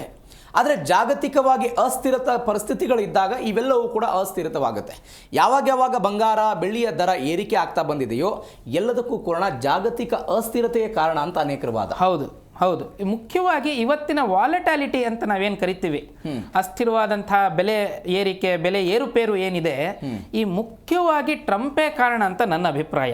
ಓಕೆ. ಯಾತಕ್ಕೆ ಅಂತಂದ್ರೆ ಬರ್ತಾರೆ ವೆನೆಜುಲಾ ಹೋಗಿ ಸುಮ್ಮನೆ ಹೋಗಿ ಇದು ಮಾಡ್ಕೊಂಡು ಬಂದ್ಬಿಡ್ತಾರೆ, ಅಧ್ಯಕ್ಷರನ್ನ ಕರ್ಕೊಂಡು ಹೋಗಿ ಇದು ಅಲ್ಲಿ ವೆನೆಜುಲಾಗ ಹೋಗಿ ಅಧ್ಯಕ್ಷರನ್ನ ಎತ್ತಾಕೊಂಡು ಬಂದ್ಬಿಡ್ತಾರೆ, ಒಂಥರ ಕಿಡ್ನಾಪ್ ತರ ಮಾಡ್ಕೊಂಡು ಬರ್ತಾರೆ. ಪಕ್ಕದ ಬಾಂಗ್ಲಾದೇಶಲ್ಲಿ ರೆಜಿಮ್ ಚೇಂಜ್ ಮಾಡ್ತಾರೆ, ಇರಾನ್ ಅಲ್ಲಿ ರೆಜಿಮ್ ಚೇಂಜ್ ಮಾಡೋದಕ್ಕೆ, ದಂಗೆಗಳು ಮಾಡೋದಕ್ಕೆ ಎಲ್ಲಾನು ಕುರ್ದ್ ಪ್ರದೇಶದಿಂದ ಅವ್ರ ಇದಕ್ಕೆ ಯಾರ್ಯಾರು ದಂಗೆ ಹೇಳ್ತಿದ್ದಾರೆ ಅವ್ರಿಗೆಲ್ಲಾನು ಆಯುಧಗಳನ್ನ ಸರಬರಾಜು ಮಾಡುವಂಥ ಕೆಲಸಗಳೆಲ್ಲ ಮಾಡ್ತಾರೆ. ಸುತ್ತಮುತ್ತ ಎಲ್ಲ ಅವರ ಹಡಗುಗಳನ್ನ, ನಮ್ಮ ಅಬ್ರಹಾಂ ಲಿಂಕನ್ ಅಂತ ದೊಡ್ಡ ವಿಮಾನ ಹಡಗುಗಳನ್ನ ಎಲ್ಲ ತಂದು ನಿಲ್ಲಿಸ್ಕೊಂಡಿರ್ತಾರೆ. ಈ ಆತಂಕ ಏನಿದೆ, ಭಾರತದ ಮೇಲೆ 50% ಸುಂಕ ಹಾಕ್ತೀನಿ, ಇನ್ನು ರಷ್ಯಾ ಮೇಲೆ ಇನ್ನ ಮಾಡಿದ್ರೆ 500% ಅಷ್ಟು ಸುಂಕ ಹಾಕ್ತೀನಿ ಅಂತ ಬಾಯಿಗೆ ಬಂದ ಹಾಗೆ ಮಾಡ್ಕೊಂಡು ಹೋಗ್ತಾ ಇದ್ರೆ, ಈಗ ನಾಳೆ ಎಲ್ಲ ಪ್ರಪಂಚದಲ್ಲಿರೋ ಎಲ್ಲ ದೇಶಗಳು ಒಂದುಗೂಡಿ ನಾವು ಅಮೆರಿಕಾಗೆ ಏನು ಸಪ್ಲೈಯೇ ಮಾಡಲ್ಲ ಅಂತಂದ್ರೆ ಏನು ಮಾಡ್ತಾರೆ? ಓಕೆ. ಈ ಧೈರ್ಯ ಬರೋದಕ್ಕಿನ್ನ ಎಲ್ಲ ದೇಶಕ್ಕೂ ಬಂದಿಲ್ಲ. ಈ ಧೈರ್ಯ ಬರಬೇಕು ಅಂತ ಚಿನ್ನ ಎಲ್ಲರೂ ಪರ್ಚೇಸ್ ಮಾಡ್ತಾ ಇದ್ದಾರೆ. ಎಲ್ಲಾ ದೇಶದ ರಿಸರ್ವ್ ಬ್ಯಾಂಕ್ಗಳುವೆ, ಎಲ್ಲಾ ದೇಶದ ಫೆಡರಲ್ ಬ್ಯಾಂಕ್ಗಳು ಏನೇನಿದೆ. ನಾನು ಇದೇ ಪ್ರಶ್ನೆಗೆ ಬರ್ತಾ ಇದ್ದೆ. ಕೇಂದ್ರೀಯ ಬ್ಯಾಂಕ್ಗಳು ಚಿನ್ನಗಳನ್ನ ಅತಿ ಹೆಚ್ಚಾಗಿ ಖರೀದಿ ಮಾಡ್ತಾ ಇರೋದು ಕೂಡ ಚಿನ್ನದ ದರ ಏರಿಕೆ ಆಗೋದಕ್ಕೆ ಕಾರಣ ಅಂತ. ಅದು ಒಂದು 2024ರಲ್ಲಿ ಜಾಗತಿಕ ಕೇಂದ್ರ ಬ್ಯಾಂಕ್ಗಳಲ್ಲಿ ಒಟ್ಟು 1045 ಟನ್ ಚಿನ್ನ ಖರೀದಿ ಮಾಡಿದೆ ಅಂತೆ 2024ರಲ್ಲಿ. ಭಾರತವೂ ಕೂಡ ನಾವು ಆವಾಗಲೇ ಮಾತನಾಡ್ತಾ ಇದ್ವಿ 880.2 ಮೆಟ್ರಿಕ್ ಟನ್ ಚಿನ್ನವನ್ನು ಹೊಂದಿದೆ. ಇದು ಕಾರಣನ ಅಮೆರಿಕಕ್ಕೆ ಸೆಡ್ಡು ಹೊಡಿಬೇಕು ಅನ್ನೋ ಕಾರಣಕ್ಕಾಗಿಯೇ ಈ ಪ್ರಯತ್ನಗಳಾಗ್ತಿದೆಯಾ? ಅದೇನೆ ನಾನು ಹೇಳಿದ್ನಲ್ಲ, ಇವಾಗ ಈ ರೀತಿಯಾಗಿ ಹುಚ್ಚಾಪಟ್ಟೆ ಒಂದು ಐಡಿಯಾಲಜಿ ಇಲ್ಲದೆ, ಒಂದು ಕಂಟ್ರೋಲ್ ಇಲ್ಲದೆ, ತನ್ನ ಮನಸೋ ಇಚ್ಛೆ ಕಂಡ್ಕೊಂಡವ್ರ ಮೇಲೆ ಮೇಕ್ ದಿ ಅಮೆರಿಕಾ ಗ್ರೇಟ್ ಅನ್ನುವಂಥ, ಮೇಕ್ ದಿ ಆ ಮಗ ಅನ್ನುವಂಥ ಏನಿದೆ, ಅಮೆರಿಕಾ ಗ್ರೇಟ್ ಅಗೈನ್ ಅನ್ನುವಂಥ ಸ್ಲೋಗನ್ ಇಟ್ಕೊಂಡು ಟ್ರಂಪ್ ಅವ್ರು ಏನು ಮಾಡ್ತಿದ್ದಾರೆ ಅಂತಂದ್ರೆ ಅಮೇರಿಕಾನ ಒಂದು ಮೂಲೆ ಗುಂಪು ಮಾಡ್ತಾ ಇದ್ದಾರೆ. ಯಾತಕ್ಕೆ ಅಂತಂದ್ರೆ ಅಮೇರಿಕಾ ಮತ್ತು ಯುರೋಪಿಯನ್ ಯೂನಿಯನ್ನು ಒಂಥರ ರಾಮ ಲಕ್ಷ್ಮಣರ ಥರ ಇದ್ದಂಥದ್ದು. ಕರೆಕ್ಟ್. ಅಂಥ ರಾಮ ಲಕ್ಷ್ಮಣರ ಜೊತೆಗೆ ಇದ್ದಂಥ ಐರೋಪ್ಯ ಒಕ್ಕೂಟ ಅಮೇರಿಕಾಕ್ಕೆ ಸೆಡ್ ಹೊಡೆದು ನಾನು ಭಾರತದ ಜೊತೆಗೆ ಮದರ್ ಆಫ್ ಆಲ್ ಡೀಲ್ಸ್ ಮಾಡ್ತೀನಿ ಅಂತ ಹೋದಾಗ, ನಿನ್ನೆ ನೀವು ಟ್ರಂಪಿಂದ ಇದನ್ನು ನೋಡಬೇಕಾಗಿತ್ತು. ಡ್ಯಾಡಿ ಇಲ್ಲಿದ್ದೀನಿ ಅಂತ ಕೂತ್ಕೊಳ್ಳುವಂಥ ಒಂದು ಅಸಹ್ಯವಾದಂಥ ಒಂದು ಟ್ವೀಟ್ ಮಾಡುವಂಥದ್ದಾಗಿರ್ಬೋದು, ಅಥವಾ ಅವ್ರದ್ದು ಟ್ರೂತ್ ಸೋಷಿಯಲ್ ಅನ್ನೋಂಥದ್ದು ಅವ್ರದ್ದೇ ಒಂದು ಏನಿದೆ ಸೋಷಿಯಲ್ ಮೀಡಿಯಾ, ಅದರಲ್ಲಿ ಬರ್ಕೊಳ್ಳುವಂಥದ್ದಾಗಿರ್ಬೋದು. ಈ ರೀತಿಯಾದಂಥ ಒಂದು ಮಾನಸಿಕ ಖಿನ್ನತೆಯಿಂದ ಒಳಗಾಗಿರುವಂಥ ಡೊನಾಲ್ಡ್ ಟ್ರಂಪ್ ಏನಿದ್ದಾರೆ ಅವರೇನೆ ಇದಕ್ಕೆಲ್ಲದಕ್ಕೂ ಕಾರಣ. ನಾಳೆ ಏನಾದರೂ, ನಾನು ಯಾಕೆಂದ್ರೆ ಜಾಸ್ತಿ ಹೊತ್ತಿರೋದಿಲ್ಲ, ನಾಳೆ ಏನಾದರೂ ಈ ಜಾಗತಿಕ ಮಟ್ಟದಲ್ಲಿ ಟ್ರಂಪ್ ಏನಾದ್ರು ಇಳಿಯುವಂಥ ಪರಿಸ್ಥಿತಿ ಬಂದು, ಅಥವಾ ತುಂಬ ಒತ್ತಡದಿಂದ ಟ್ರಂಪ್ ಮಾಮೂಲಿಯಾಗಿ ಒಂದು ಮಾನಸಿಕ ಸ್ಥಿಮಿತತೆಯನ್ನು ಹೊಂದುವಂಥ ಪರಿಸ್ಥಿತಿ ಬಂದಿದ್ದೇ ಆದರೆ, ಇವತ್ತೇನಿದೆ 16,000 ರೂಪಾಯಿ, 16,500 ರೂಪಾಯಿ, ಇದು ನನ್ನ ಪ್ರಕಾರ ಒಂದು 15,000 ರೂಪಾಯಿಗೆ ಅಥವಾ 14,500 ರೂಪಾಯಿಗೆ ಮತ್ತೆ ಬಂದು ಕೂತ್ಕೊಳ್ಳುವಂಥ ಸಾಧ್ಯತೆಗಳು ಇದೆ ಅನ್ನುವಂಥದ್ದು ನನ್ನ ಅಭಿಪ್ರಾಯ. 1 ಗ್ರಾಮ್ ಚಿನ್ನ ಅಲ್ಲ 10 ಗ್ರಾಮ್ ಚಿನ್ನಕ್ಕೆ 1 ಗ್ರಾಮ್ ಚಿನ್ನಕ್ಕೆ 1 ಗ್ರಾಮ್ ಚಿನ್ನಕ್ಕೆ ಏನು 16,500 ರೂಪಾಯಿ ಇವತ್ತಿದೆ, ಅದು 14,500 ರೂಪಾಯಿಗೋ 14,700 ಅಥವಾ 15,000 ರೂಪಾಯಿ ಆಸ್ಪಾಸ್ಗೆ ಬರಬಹುದು. ಈ ರ್ಯಾಲಿ ಇನ್ನು 16,000ರಿಂದ ಇನ್ನು ಮುಂದಿನ ವರ್ಷ, ಈ ವರ್ಷಾಂತ್ಯಕ್ಕೆ 20,000ಕ್ಕೆ ಹೋಗ್ಬಿಡುತ್ತಾ? ಅದನ್ನ ನೋಡಬೇಕು. ಇರಾನ್ ಮೇಲೆ ಯುದ್ಧ ಆಗಿದ್ದೇ ಆದ್ರೆ, ರಷ್ಯಾ ಯುಕ್ರೇನ್ ಯುದ್ಧ ನಿಲ್ಲದೇ ಇರೋದಾಗಿದ್ರೆ, ಚೈನಾ ತೈವಾನ್ ಜೊತೆಗೆ ಯುದ್ಧ ಮಾಡಿದ್ದೇ ಆದ್ರೆ, ಈ ಥರದ್ದೆಲ್ಲ ಏನೇನಿದೆ, ಪುನಃ ಐರೋಪ್ಯ ಒಕ್ಕೂಟದ ಜೊತೆಗೆ ಗ್ರೀನ್ಲ್ಯಾಂಡ್ಗೋಸ್ಕರ ಟ್ರಂಪ್ ಪುನಃ ಯುದ್ಧನೇ ಮಾಡಿದ್ದೇ ಆದ್ರೆ, ಇವಾಗೆಲ್ಲ ಯೂ ಟರ್ನ್ ತಗೊಂಡು ವಾಪಸ್ ಬಂದಿದ್ದಾನೆ, ಇಲ್ಲ ನಾನು ಮಾಡೋದಿಲ್ಲ ಅನ್ನುವಂಥದ್ದು. ಆದ್ರೆ ಯಾವಾಗ ಏನ್ ಮಾಡ್ತಾನೆ ಅನ್ನುವಂಥದ್ದು ತುಂಬಾ ಕಾದು ನೋಡಬೇಕಾಗಿರುವಂಥ, ಕುತೂಹಲಕಾರಿಯಾಗಿರುವಂಥದ್ದು. ಸೊ ಇದು ನನ್ನ ಅಭಿಪ್ರಾಯ. ಬರಬಹುದು 3.5 ಲಕ್ಷಕ್ಕಿರೋದು ಸುಮಾರು 2.5 ಲಕ್ಷಕ್ಕೆ ಬಂದು ನಿಂತ್ಕೋಬಹುದು ಬೆಳ್ಳಿ. ಯಾಕೆಂದ್ರೆ ಬೆಳ್ಳಿ ಬರೀ ತೊಡಿಗೆ ಅಥವಾ ಉಪಯೋಗಿಸುವಂಥ ಇನ್ವೆಸ್ಟ್ಮೆಂಟ್ಗೆ ಇರುವಂಥದ್ದು ಅಂತಲ್ಲ, ಬಿಸ್ನೆಸ್ ಅಲ್ಲೂ ಉಪಯೋಗಿಸ್ತಾರೆ, ಇಂಡಸ್ಟ್ರಿನಲ್ಲೂ ಉಪಯೋಗಿಸ್ತಾರೆ, ಘಟಕಗಳಲ್ಲಿ ಬಳಕೆ ಮಾಡ್ತಾರೆ, ಎಲೆಕ್ಟ್ರಿಕ್ ವಾಹನಗಳಲ್ಲಿ ಬಳಕೆ ಆಗುತ್ತೆ. ಬರ್ತೀನಿ ಸರ್, ಮಾತನಾಡೋಣ. ಒಂದು ವೀಕ್ಷಕರೇ, ನಾವು ಮಾತನಾಡ್ತಾ ಇದ್ದೀವಿ ಚಿನ್ನ ಮತ್ತು ಬೆಳ್ಳಿ ದರದ ಬಗ್ಗೆ. ಬೇರೆ ಬೇರೆ ಆಯಾಮಗಳು, ಬೇರೆ ಬೇರೆ ಕಾರಣಗಳು ಇದಕ್ಕೆ ಬೆಲೆ ಏರಿಕೆಗೆ ಕಾರಣ ಅಂತ ಹೇಳಿ ಸಖತ್ ಭಾರ ಆಗಿದೆ ಅಂತ ಪ್ರಕಾಶ್ ಮಂಡೋತಿ ಅವರೇ ನಾವು ವಿಶ್ಲೇಷಣೆ ಮಾಡ್ತಾ ಇದ್ರು, ಬೇರೆ ಬೇರೆ ಆಯಾಮಗಳಲ್ಲಿ ಚರ್ಚೆ ಮಾಡ್ತಾ ಇದ್ರು. ಈ ಎಲ್ಲ ಬೆಳವಣಿಗೆ ಆದ ನಂತರ ಮಾರುಕಟ್ಟೆಯಲ್ಲಿ ಖರೀದಿ ಪ್ರಮಾಣ ಏನಾದರೂ ಕಡಿಮೆ ಆಗಿದೆ ನಿಮ್ಮ ಅನುಭವಕ್ಕೆ ಬಂದ ಹಾಗೆ? ನೋಡಿ, ಒಂದು ಅಂಶ ಹೇಳ್ತೀನಿ. ಒಂದು ಬುಲಿಯನ್ ಅಂತ ಒಂದಿದೆ, Okay. ಒಂದು ಆರ್ನಮೆಂಟ್ಸ್ ಅಂತ ಒಂದಿದೆ, ಜ್ಯುವೆಲರಿ. ಬುಲಿಯನ್ ಮಾರ್ಕೆಟ್ ತುಂಬಾ ಸ್ಟ್ರಾಂಗ್ ಆಗಿ ನಡೀತಿದೆ. ಅದು ಏನು ಗೊತ್ತಾ, ಅವರು they are investing on it and invest ಮಾಡಿ ಅವ್ರು ಗೋಲ್ಡ್ ಇಟ್ಕೊಳ್ತಾ ಇದ್ದಾರೆ, ಗೋಲ್ಡ್ ಬಾರ್ಸ್ ಇಲ್ಲ ಗೋಲ್ಡ್ ಕಾಯಿನ್ಸು. ಆರ್ನಮೆಂಟಲ್ ಪರ್ಚೇಸ್ ಕಮ್ಮಿ ಆಗಿದೆ. ಯಾರು ಇನ್ವೆಸ್ಟ್ಮೆಂಟ್ ಆಗಿ ನೋಡ್ತಿದ್ದಾನೋ, ಯಾಕೆ ಗೊತ್ತಾ, ಅವನಿಗೆ ಬೇರೆ ಕಡೆ ಹೋದರೆ ನೀವು ಫಿಕ್ಸ್ಡ್ ಡೆಪಾಸಿಟ್ಗೆ ಹೋದರೆ 4% ಮೇಲೆ ಜಾಸ್ತಿ ಬರಲ್ಲ. ನೀವು ಯಾಕೆ ಗೊತ್ತಾ, 30% ಇನ್ಕಮ್ ಟ್ಯಾಕ್ಸ್ ಕಟ್ಟಬೇಕು. ಇದು day by day it is giving high surge income to everybody. So ಆ ಪ್ರಮಾಣದಲ್ಲಿ ಬುಲಿಯನ್ ಮಾರ್ಕೆಟ್ ತುಂಬ ಸ್ಟ್ರಾಂಗ್ ಆಗಿ ನಡೀತಿದೆ. ಬಟ್ ಈ ಡೊಮೆಸ್ಟಿಕ್ ಪರ್ಚೇಸಿಂಗ್ ಇದೆಯಲ್ಲ, ಅದು ನೀಡ್ ಬೇಸಲ್ಲಿ ಮಾಡ್ತಿದ್ದಾರೆ. ಇನ್ನೊಂದು, ಸರ್ಕಾರ ಏನಾದರೂ ಈ ಉದ್ಯಮಿಗೆ ಪ್ರೋತ್ಸಾಹ ಕೊಟ್ಟರೆ, ಜ್ಯುವೆಲರಿ ಇಂಡಸ್ಟ್ರಿಗೆ, ನಮ್ಮ ಎಕ್ಸ್ಪೋರ್ಟು ಹೆಚ್ಚಿಸ್ಬೋದು ನಾವು. ಇವಾಗ ಏನಾಗ್ತದೆ, ನಾವು ಕನ್ಸ್ಯೂಮ್ ಮಾಡ್ತಾ ಇದ್ದೀವಿ, ಐದರ್ ಹೋಲ್ಡಿಂಗ್ ಇಟ್ ಆರ್ ನಮ್ಮ ಸ್ವಂತ ಒಡವೆ ಆಭರಣಕ್ಕೆ ಯೂಸ್ ಮಾಡ್ತಾ ಇದೀವಿ. ಇದು ಇವನ್ ಮೆಡಿಸಿನ್ಗೂ ಕೆಲಸಕ್ಕೆ ಬರುತ್ತೆ. ಇದು ನೀವು ನೋಡಿರ್ಬೋದು ಆಯುರ್ವೇದಿಕ್ ಮೆಡಿಸಿನ್ನಲ್ಲಿ. ಸೊ ನನ್ನ ಪ್ರಕಾರ ಈ 4% ಏನಿದೆಯೋ ಇವಾಗ, ಅದನ್ನ 0 ಮಾಡ್ತಾರಾ ಇಲ್ಲ 1 ಮಾಡ್ತಾರಾ, ಈ 2 ಮಾಡ್ತಾರಾ, ನಾವು 1ನೇ ತಾರೀಕು ಗೊತ್ತಾಗುತ್ತೆ ಬಜೆಟ್ ಅಲ್ಲಿ. ಹೌದು. ಬಟ್ ಒಂದು ಒಳ್ಳೆ ಬೆಳವಣಿಗೆ ಏನಾಗಿದೆ ಅಂದ್ರೆ, ಟ್ರಂಪ್ನ ಶೆಡ್ ಹೊಡಿಯೋಕ್ಕೆ ಯುರೋಪಿಯನ್ ಯೂನಿಯನ್ ಜೊತೆ ನಮ್ದು ಒಂದು ಟ್ರೇಡ್ ಅಗ್ರಿಮೆಂಟ್ ಆಗ್ತಿದೆ. ಅಂದ್ರೆ ಈ ಸರ್ಕಾರ ಲಾಂಗ್ ವಿಷನ್ ಇಟ್ಕೊಂಡು ಸಮಯಕ್ಕೆ ಏನಾದರೂ ಹೆಂಗೆ ಈ ಪರಿಸ್ಥಿತಿ ನಿಭಾಯಿಸಬೇಕು, they have taken all into action. ಆ ಪರಿಸ್ಥಿತಿಯಲ್ಲಿ ನಡೀತಿದ್ವಿ. ಇವಾಗ ನಂದೇನು ರಿಕ್ವೆಸ್ಟ್ ಏನು ಅಂದರೆ, ನಿಮಗೆ ಗೋಲ್ಡು ಆ ಪ್ರೈಸ್ ತರಬೇಕು ಅಂದರೆ, ಒಂದು ನೀವು ಈ ಮಷಿನರಿ ತೊಗೊಳ್ತೀವಿ, ಅದು ಕ್ಯಾಪಿಟಲ್ ಗುಡ್ಸಲ್ಲಿ ಕನ್ಸಿಡರ್ ಮಾಡ್ತಾರೆ. ಕ್ಯಾಪಿಟಲ್, ಹಾಂ, ಅದಕ್ಕೆ ಟ್ಯಾಕ್ಸ್ ಮಾಡ್ತಾರೆ. ಅದನ್ನ ಎಕ್ಸಮ್ಷನ್ ಮಾಡಬೇಕು ಅಂತ ನನ್ನ ಆ್ಯಸ್ ಎ ಟ್ರೇಡರ್. ಬಿಕಾಸ್ ಅವ್ನು ಮಾಡಿದ್ರೆ ಅವನಿಗೆ ಅದು ಬೆನಿಫಿಟ್ ಸಿಗುತ್ತೆ, GST ಇನ್ಪುಟ್ ಬೆನಿಫಿಟ್ ಸಿಗುತ್ತೆ, ಇದ್ರ ಬೆನಿಫಿಟ್ ಸಿಗೋಕ್ಕಿಲ್ಲ. ಆಮೇಲೆ ನಮ್ಮ ಕಸ್ಟಮ್ಸಲ್ಲಿ ಇದೆಯಲ್ಲ, ಅಲ್ಲಿ ಸ್ವಲ್ಪ ಫ್ಲೆಕ್ಸಿಬಿಲಿಟಿ ಇರಬೇಕು. See they should also have balance, check and balances, but also believe the importer.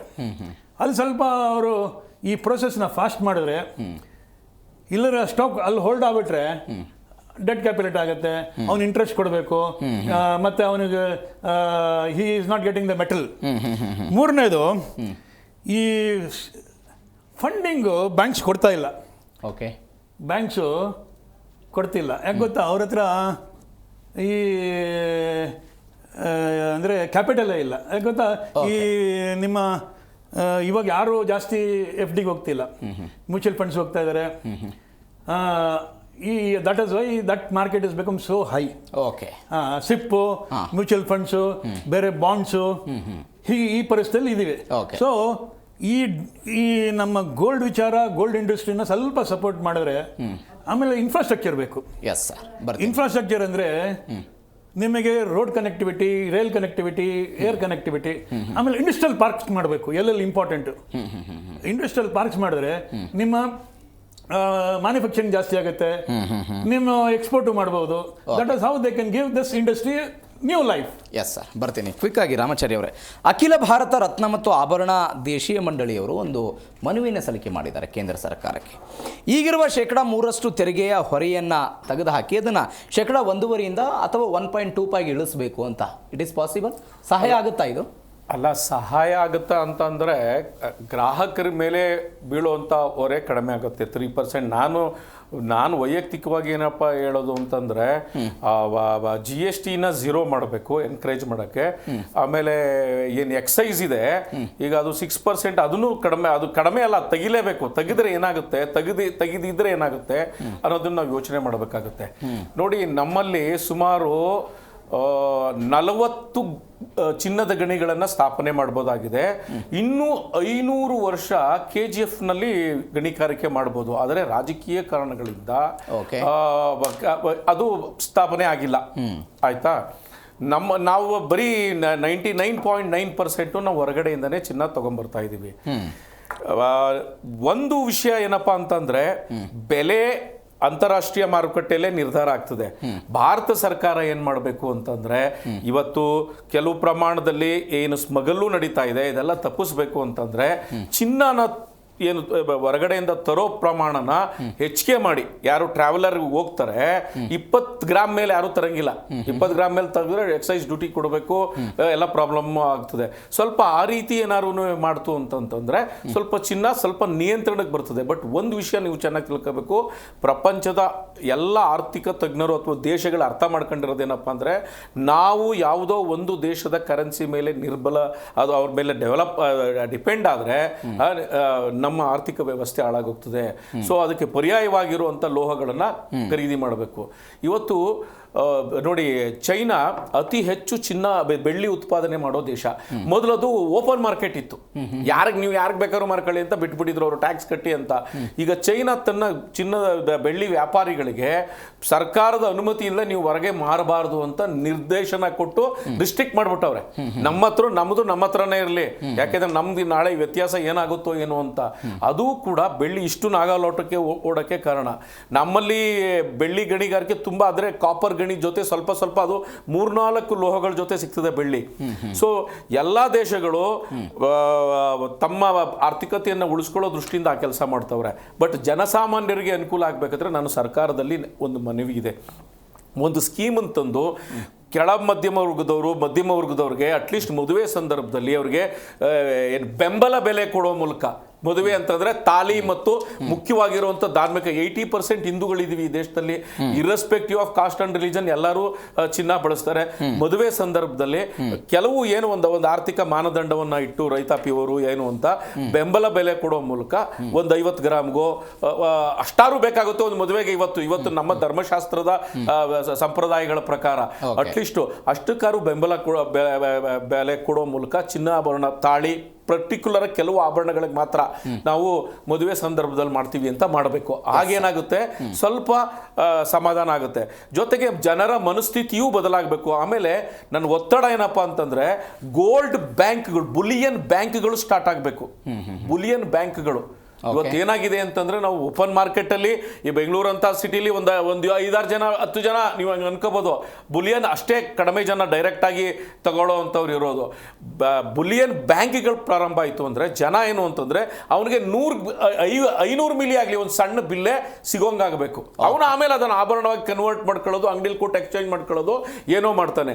ಆ ರೀತಿ ಕ್ರಮಗಳನ್ನು ತಗೊಳ್ಳೋದ್ರ ಮೂಲಕ ಏನಾಗುತ್ತೆ, ಜನರ ಮನಸ್ಥಿತಿಯೊಳಗಳಿಗೂ ಕೂಡ ನೀವು ಚಿನ್ನವನ್ನ ಖರೀದಿ ಮಾಡಿದ್ರೆ ನಿಮ್ಗೆ ಎನ್ಕರೇಜ್ ಮಾಡ್ತೀವಿ, ಅದನ್ನ ಆದಾಯ ತೆರಿಗೆಯಿಂದ ಮುಖ್ಯವಾಗಿ ಇಷ್ಟು ಮಟ್ಟಕ್ಕೆ ನೀವು ನಿಮ್ಮ ಮದುವೆಗೋಸ್ಕರ ಅಥವಾ ಇದಕ್ಕೋಸ್ಕರ ತಗೊಂಡ್ರೆ ಆದಾಯ ತೆರಿಗೆಯಲ್ಲಿ ವಿನಾಯಿತಿ ಕೊಡ್ತೀವಿ ಅಂತಂದ್ರೆ 100% ಈ ರೇಟ್ನೆಲ್ಲನೂ ನಾವು ಏನು ಎದುರಿಸ್ಬೋದು. ಮತ್ತೆ ನಮಗೆ ಯಾವ ಜನಸಾಮಾನ್ಯರಿಗೂ ಇವಾಗ ಏನೋ ತುಂಬಾ ಒಂಥರ ಇದೆ ಏನಪ್ಪಾ ಅಂತ ಅಂದ್ಬಿಟ್ಟು, ಬಟ್ ಅದು ಆ ಎಲ್ಲ ಭ್ರಮೆಗಳಿಂದ ಅಥವಾ ಭಯದಿಂದ ಎಲ್ಲರೂ ಈಚೆ ಹೋಗ್ಬೋದು. ಎಸ್ ಸರ್, ಬರ್ತೀನಿ. ಅಲಿತ್ ಬಾರಜೋಜ್ ಅವರೇ, ಅವರು ಕೂಡ ಹೇಳ್ತಾ ಇದ್ರು ಚಿನ್ನ ಸುರಕ್ಷತೆಯ ಲೋಹ ಅಂತ. ಚಿನ್ನದ ಹೂಡಿಕೆ ಅನ್ನೋದೊಂದು ಪರಿಕಲ್ಪನೆ ಶುರು ಆಗ್ಬಿಟ್ಟೈತೆ ಸರ್ ಆಫ್ಟರ್ ಕೋವಿಡ್. ಎಲ್ಲಾದರೂ ಸುರಕ್ಷತೆ ಇದೆ ಅಂತ ಹೇಳಿದ್ರೆ ನಾವು ಚಿನ್ನದ ಹೂಡಿಕೆ ಅಂತ. ಅದರಲ್ಲಿ 2 ಇದೆ. ಒಂದು ಚಿನ್ನಾಭರಣಗಳನ್ನು ಪರ್ಚೇಸ್ ಮಾಡೋದು ಮತ್ತು ಚಿನ್ನದಲ್ಲಿ ನೇರವಾಗಿ ಹೂಡಿಕೆ ಮಾಡೋದು. ಯಾವುದು ಲಾಭ? ನೋಡಿ, ಈಗ ಚಿನ್ನ ನಾವು ಕೊಂಡ್ಕೋಬೇಕು ಅಂತಂದರೆ ಇವತ್ತಿಗೆ ನಮಗೆ 2 ಆಪ್ಷನ್ ಇದೆ ಅಥವಾ 3 ಆಪ್ಷನ್ ಇದೆ. ಓಕೆ ಸರ್ ಹೇಳಿದ್ರು ಒಂದು ಬುಲಿಯನ್ ಬ್ಯಾಂಕ್ ಓಪನ್ ಮಾಡಬೇಕು ಅಂತ. ಇವಾಗಿದೆ MMTC ಅಂತಿದೆ, ಬೇರೆ ಬೇರೆ ಇದಿದೆ. ನೀವು ಅಲ್ಲಿ ನೇರವಾಗಿ ಹೋಗಿ 100 ಗ್ರಾಮಿಂದು 50 ಗ್ರಾಮಿಂದು ಅಥವಾ ಕಾಯಿನ್ಸ್ಗಳು ಸಿಗುತ್ತೆ. ಇವಾಗ 25 ಮಿಲಿಯಿಂದನೂ 0.25 ಗ್ರಾಮ್ಸಿಂದನೂ ಒಂದು ಚಿನ್ನದ ತಗಡಾಗಿರ್ಬೋದು ಅಥವಾ ಕಾಯಿನ್ ಆಗಿರಬಹುದು, 8 ಗ್ರಾಮಿಂದು ಅಪ್ ಟು 100 ಗ್ರಾಮಿನ ತನಕನೂ ನಮಗೆ ಚಿನ್ನದ ಬಿಸ್ಕೆಟ್ಗಳು ಆರಾಮಾಗಿ ಯಾರಾದರೂ ಕೊಂಡ್ಕೋಬಹುದಾಗಿದೆ. ಅವ್ರ ಪ್ಯಾನ್ ನಂಬರನ್ನು ಕೊಟ್ಟು ಅವರು ಕೊಂಡ್ಕೋಬಹುದಾಗಿದೆ. ಅದು ಒಂದು ಬುಲಿಯನ್ ಕೊಂಡ್ಕೋಬೇಕು ಅಂತಂದ್ರೆ ಅದು 22 ಕ್ಯಾರೆಟಲ್ಲಿ ಬರುತ್ತೆ, ಇಲ್ಲ 24 ಕ್ಯಾರೆಟಲ್ಲಿ ಬರುತ್ತೆ, ಇಲ್ಲ 18 ಕ್ಯಾರೆಟಲ್ಲೂ ನಮಗೆ ಲಭ್ಯ ಇರುತ್ತೆ. ಇಲ್ಲ ಅಂದ್ರೆ ಆಭರಣ ಕೊಂಡ್ಕೋಬಹುದು. ಆಭರಣಕ್ಕೆ ಅಷ್ಟು ಯಾವತ್ತೂ ಹೂಡಿಕೆಗೋಸ್ಕರ ಆಭರಣ ಕೊಂಡ್ಕೊಳ್ಳೋದನ್ನ ನಾವು ಯಾವತ್ತೂ ಸಜೆಸ್ಟ್ ಮಾಡಲ್ಲ. ಯಾತಕ್ಕೆ ಅಂತಂದ್ರೆ ಹೂಡಿಕೆ ಮಾಡಬೇಕಾದ್ರೆ ಒಂದು ಕಮ್ಮಿ ಆಗತ್ತೆ, ಇಲ್ಲ ವ್ಯಾಲ್ಯೂ ಇದ್ದೇ ಇರುತ್ತೆ. ಆದ್ರೆ ಏನಾಗುತ್ತೆ, ಅದ್ರ ಮೇಲೆ ಮೇಕಿಂಗ್ ಚಾರ್ಜಸ್, ಅದ್ರ ಮೇಲೆ ವೇಸ್ಟೇಜ್ ಚಾರ್ಜಸ್ ಎಲ್ಲ ಸೇರ್ಕೊಂಡ್ರೆ ನಿಮಗೆ 16,000 ರೂಪಾಯಿ, ಇದು 14,250 14,750 ರೂಪಾಯಿ ಏನಿದೆ ಇವತ್ತು 22 ಕ್ಯಾರೆಟ್ ಕೊಂಡ್ಕೊಳ್ಳೋ ಅಷ್ಟೊತ್ತಿಗೆ ಅದು 16,500 ರೂಪಾಯಿಗೋ 17,000 ರೂಪಾಯಿಗೋ ಹೋಗಿರುತ್ತೆ. ಅದಕ್ಕೋಸ್ಕರ ಹೂಡಿಕೆ ಮೇಲೆ, ಆಭರಣದ ಮೇಲೆ ಹೂಡಿಕೆ ಮಾಡಬಾರ್ದು. ಇಫ್ ಇನ್ವೆಸ್ಟ್ಮೆಂಟ್ ಮಾಡ್ತಿದ್ದೀರಿ ಅಂತಂದ್ರೆ ಆಭರಣ ಮೇಲೆ ಹೂಡಿಕೆ ಮಾಡುವಂಥದ್ದು ಮೂರ್ಖತನ. ಅದನ್ನ ನಾವು ಸಜೆಸ್ಟ್ ಮಾಡೋದೇ ಇಲ್ಲ. ಇನ್ನು ಹೇಗೆ ಮಾಡ್ಬೋದು? ಗೋಲ್ಡ್ ETF ಇದೆ. ಎಕ್ಸ್ಚೇಂಜ್ ಟ್ರೇಡ್ ಫಂಡ್ ಇದೆ. ಮೊದಲು 2-3 ವರ್ಷದ ಹಿಂದೆ ಸಾವರಿನ್ ಗೋಲ್ಡ್ ಬಾಂಡ್ಸ್ ಅಂತ ಗೌರ್ಮೆಂಟ್ ಬಿಡೋರು. ನೋಡಿ, ಸಾವರಿನ್ ಗೋಲ್ಡ್ ಬಾಂಡ್ಸ್ ಅನ್ನುವಂಥದ್ದು ನಾನು ಅವಾಗ ಇನ್ವೆಸ್ಟ್ಮೆಂಟ್ ಯಾರ್ಯಾರಿಗೆ ಹೇಳ್ತಾ ಇದ್ದೆ ಅವ್ರಿಗೆಲ್ಲರ ಕೈಲೂ ಮಾಡಿಸಿದ್ದೀನಿ. ಇವತ್ತು ನಮ್ಮ ಕ್ಲೈಂಟ್ಸ್ಗಳೆಲ್ಲರೂ ಒಂಥರ ಭಾಳ ಸಂತೋಷ ಪಡ್ತಾರೆ, ನೀವು ಅವಾಗ ಹೇಳಿದ್ದಕ್ಕೆ ನಾವು ಇನ್ವೆಸ್ಟ್ ಮಾಡಿದ್ವಿ ಸರ್, ಇವತ್ತು ಎಷ್ಟು ಚೆನ್ನಾಗಿದೆ ನೋಡಿ ಅಂತ. ಕೊನೆ ಸಾವರಿನ್ ಗೋಲ್ಡ್ ಬಾಂಡ್ಸ್ ಬಂದಿದ್ದು 1 ಗ್ರಾಮ್ಗೆ 6,250 ರೂಪಾಯಿಗೆ. ಓಕೆ, 1 ಗ್ರಾಮ್ಗೆ 6,250 ರೂಪಾಯಿಗೆ ಬಂದಿದ್ದು. ಇವತ್ತು ಅದ್ರ ಬೆಲೆ ಎಷ್ಟಿದೆ ಗೊತ್ತಾ? ಒಂದು ಊಹೆ ಮಾಡಿ ನೋಡೋಣ, ಒಂದು ನಂಬರ್ ಹೇಳಿ ಇರಲಿ. 2 ವರ್ಷದ ಹಿಂದೆ, ಕರೆಕ್ಟ್ 2 ವರ್ಷದ ಹಿಂದೆ 6,250 ರೂಪಾಯಿ ಇದ್ದಿದ್ದು ಚಿನ್ನ, ಸಾವರಿನ್ ಗೋಲ್ಡ್ ಬಾಂಡ್ಸ್ 1 ಗ್ರಾಮ್ಗೆ ಇವತ್ತು ಎಷ್ಟಿರ್ಬೋದು ಹೇಳಿ? ಎಷ್ಟಿದೆ ಇವತ್ತು? 18,500 ರೂಪಾಯಿ ಇದೆ. ಓಕೆ, 19,000 ಹತ್ರ ಇದೆ. ಅದು ಗೌರ್ಮೆಂಟಿಂದ ಸಿಗಲ್ಲ, ಸೆಕೆಂಡ್ರಿ ಮಾರ್ಕೆಟಲ್ಲಿ ಯಾರು ಮಾರ್ತಾ ಇದ್ರೆ ನಾವು ಕೊಂಡ್ಕೋಬೋದಾಗಿದೆ. ಸ್ಟಾಕ್ ಎಕ್ಸ್ಚೇಂಜ್, ಸ್ಟಾಕ್ ಮಾರ್ಕೆಟಲ್ಲಿ ಸೆಕೆಂಡ್ರಿಯಾಗಿ ಯಾರ್ಯಾರು ಕೊಡ್ತಾರೆ ಅಂತಂದರೆ ತೊಗೋಬೋದಾಗಿದೆ. 19,000 ರೂಪಾಯಿ ತನಕನೂ ಹೋಗಿದೆ. ಅಂದರೆ 2 ವರ್ಷದಿಂದ 6,250 ರೂಪಾಯಿಗೆ ಯಾರು ಕೊಂಡ್ಕೊಂಡ್ರು, ಇವತ್ತು ಅದ್ರ ಬೆಲೆ 3 ಪಟ್ಟು ಜಾಸ್ತಿ ಆಗಿದೆ. ಹೌದಾ? ಆದರೆ ಜಸ್ಟ್ 6 ತಿಂಗಳ ಹಿಂದೆ 5,750 ಇತ್ತು. ಸೆಪ್ಟೆಂಬರ್ 2023 ಇಶ್ಯೂ 5,750 ಇದ್ದಿದ್ದು, ಫೆಬ್ರವರಿ 2024 ಇಶ್ಯೂ 6,250. ಅಂದರೆ ಆಗಲೇ 6 ತಿಂಗಳಲ್ಲಿ 500 ರೂಪಾಯಿ ಜಾಸ್ತಿ ಆಗಿತ್ತು. ಅಂದರೆ ಇವತ್ತದು 19,000 ರೂಪಾಯಿ ಆಗಿದೆ. 3 ಪಟ್ಟು ಜಾಸ್ತಿ ಆಗಿದೆ. ಆ ಲೆವೆಲ್ಗೆ ನೀವು ಸಾವರಿನ್ ಗೋಲ್ಡ್ ಬಾಂಡ್ಸ್ ಇವತ್ತೂ ಕೊಂಡ್ಕೋಬೋದಾಗಿದೆ. ಅಂದರೆ ಸೆಕೆಂಡ್ರಿ ಮಾರ್ಕೆಟಲ್ಲಿ ತಗೋಬಹುದು. ಅದನ್ನು ಕೊಂಡ್ಕೊಂಡ್ರೆ ಸರ್ಕಾರ 2.5% ಇಂಟ್ರೆಸ್ಟು ಕೊಡುತ್ತೆ ಅದ್ರ ಜೊತೆಗೆ. ಅದು 7 ವರ್ಷ ಆದಮೇಲೆ, 8 ವರ್ಷ ಆದಮೇಲೆ ಅದು ಮೆಚುರಿಟಿ ಆಗುತ್ತೆ. ಆವಾಗ 1 ವಾರದಲ್ಲಿ ಏನು ಆವ್ರೇಜ್ ಪ್ರೈಸ್ ಇದೆ ಅದಕ್ಕೆ, ಆ ಪ್ರೈಸ್ಗೆ ಸರ್ಕಾರ ಅದನ್ನು ವಾಪಸ್ ಕೊಡುತ್ತೆ.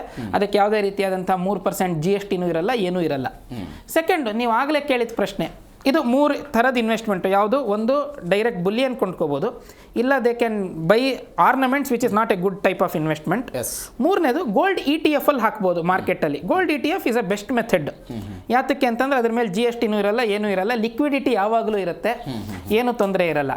ಇನ್ನು ಸರ್, ನೀವು ಆಗಲೇ ಪ್ರಶ್ನೆ ಕೇಳಿದ್ರಿ, 3% GST ಇಳಿಸೋದ್ರಿಂದ ಏನಾದ್ರು ಉಪಯೋಗ ಆಗುತ್ತಾ ಅಂತ. ಏನು ಉಪಯೋಗ ಆಗೋದಿಲ್ಲ. ಯಾತಕ್ಕೆ? ಗ್ರಾಹಕರಿಗೆ ಅನುಕೂಲ ಆಗಲ್ಲ. ಯಾತಕ್ಕೆ ಅಂತ ಹೇಳ್ತೀನಿ. 3% GST ಇರೋದ್ರಿಂದ ಏನಾಗ್ತಾ ಇದೆ, ಯಾರು ಮಾರಾಟ ಮಾಡ್ತಿದಾರಲ್ಲ ಅವ್ರಿಗೆ ಓವರ್ ಹೆಡ್ಸ್ ಇರುತ್ತೆ.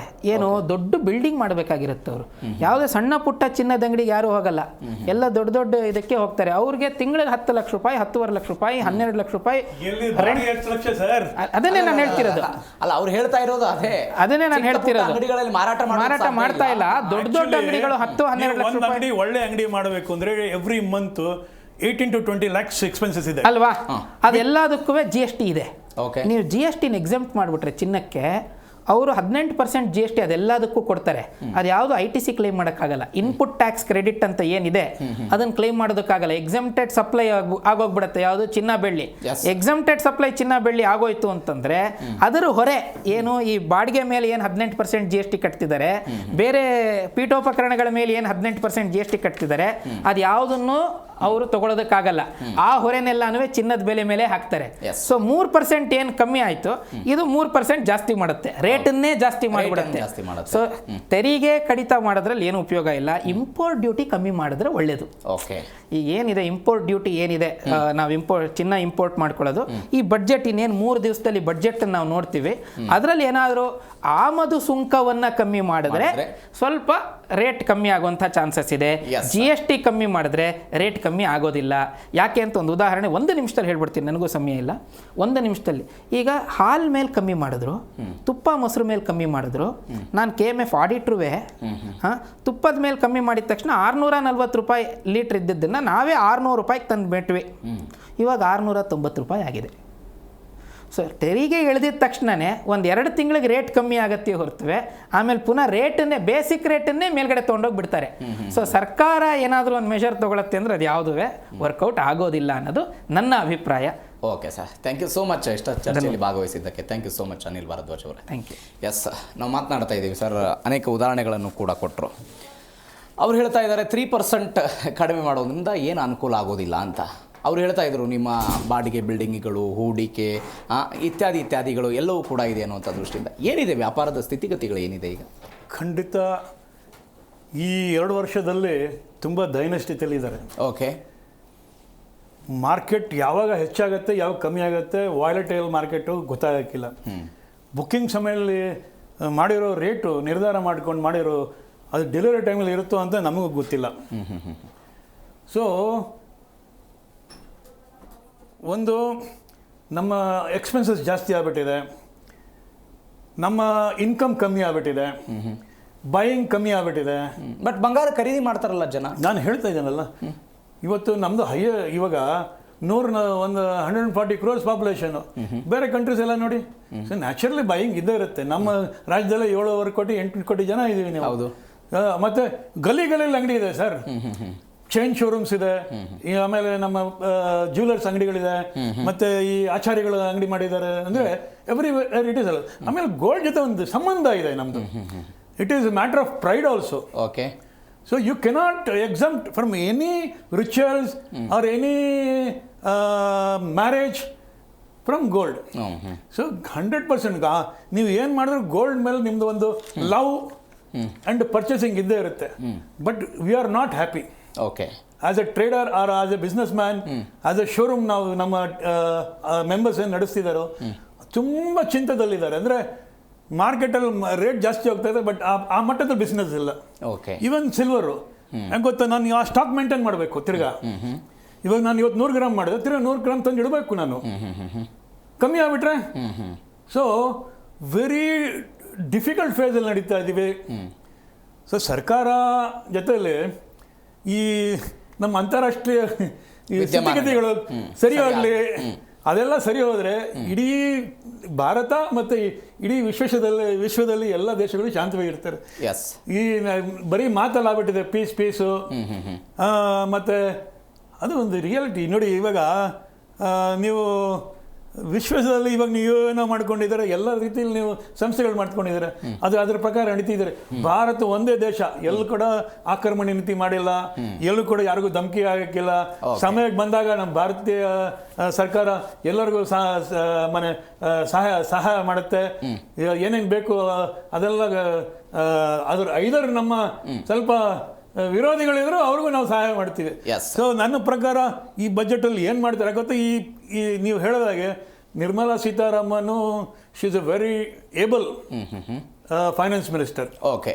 ಇಷ್ಟವರೆಗೂ ನೋಡಿ ಎಷ್ಟು ಬದಲಾವಣೆ ತಂದಿದ್ದಾರೆ ಈ ಸರ್ಕಾರ. ಈ ಬಾರಿನೂ ಒಂದು ಕೆಲವೊಂದಿಷ್ಟು ಬದಲಾವಣೆ. ಈ ಸರ್ಕಾರ ಪ್ರೋ ಪೀಪಲ್, ಸಬ್ಕಾ ಸಾಥ್ ಸಬ್ಕಾ ವಿಕಾಸಲ್ಲಿ ವಿಶ್ವಾಸ ಮಾಡೋ ಸರ್ಕಾರ.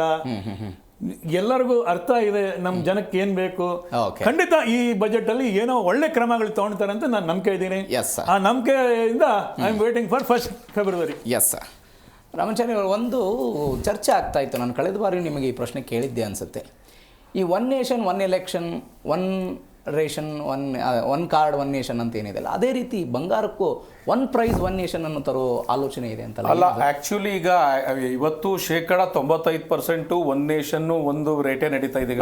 ಕರ್ನಾಟಕ ಕಂಪೇರ್ ಮಾಡಿದ್ರೆ ಕೇರಳದಲ್ಲಿ ಕಡಿಮೆ ಅಲ್ಲ. ಏನಂದ್ರೆ ಅದು 10 ರೂಪಾಯಿ 20 ರೂಪಾಯಿ ಅಷ್ಟೇ. ಓಕೆ. ಈಗ ನಮ್ಮ ಇವರು ಆಡಿಟರ್ ಹೇಳಿದ್ರು MMTC ಇದೆ ಅಂತ ಅಂದ್ಬಿಟ್ಟಿದ್ದಾರೆ. MMTC ಸೆಂಟ್ರಲ್ ಗೌರ್ಮೆಂಟ್, ಅದು ಕಾರ್ಪೊರೇಟ್ ಸಂಸ್ಥೆ. ಓಕೆ. ನೀವು ಬುಲಿಯನ್ ತಗೋಬೇಕಾದ್ರೆ ಮೇಕಿಂಗ್ ಚಾರ್ಜು ವೇಸ್ಟೇಜು ಎಲ್ಲವೂ ಹಾಕ್ತಾರೆ. ಈಗ 16,000 ರೂಪಾಯಿ ಚಿನ್ನ ಇದ್ರಲ್ಲಿ 18,000 ರೂಪಾಯಿ ಆಗುತ್ತೆ. ನಾನು ಹೇಳ್ತಾ ಇರೋದು ಬ್ಯಾಂಕ್ ಬೇರೆ, ಕಾರ್ಪೊರೇಟ್ ಸಂಸ್ಥೆ ಬೇರೆ. ಬಹುಶಃ ಅವರು ಅದನ್ನ ಅರ್ಥ ಮಾಡ್ಕೊಳ್ಳಿಲ್ಲ. ಎರಡನೇದು, ನಿಮ್ಗೆ ಈಗ 20 ಲಕ್ಷ ರೂಪಾಯಿ ಖರ್ಚಾಗೋ ಚಿನ್ನದ ವ್ಯಾಪಾರದ ನಕ್ಷೆ ನೋಡಿ, 10% ಮಲ್ಟಿನ್ಯಾಷನಲ್ ಕಂಪನಿಯವರೇ. ಜಾಯಲುಕಾಸು, ಮಲಬಾರು, ಅವರು ಇವರೆಲ್ಲ. 90% 100 ಗ್ರಾಮು 200 ಗ್ರಾಮು ಇಟ್ಕೊಂಡಿರೋ ಗ್ರಾಮಾಂತರ ಪ್ರದೇಶದ ವ್ಯಾಪಾರಿಯವರೇ. ಅವ್ರನ್ನ ದೃಷ್ಟಿಯಲ್ಲಿ ಇಟ್ಕೋಬೇಕು ನೀವು. ಅವ್ರಿಗೆ ಯಾವುದು ಈ ಓವರ್ ಹೆಡ್ಸ್ ಎಲ್ಲ ಏನು ಇರಲ್ಲ.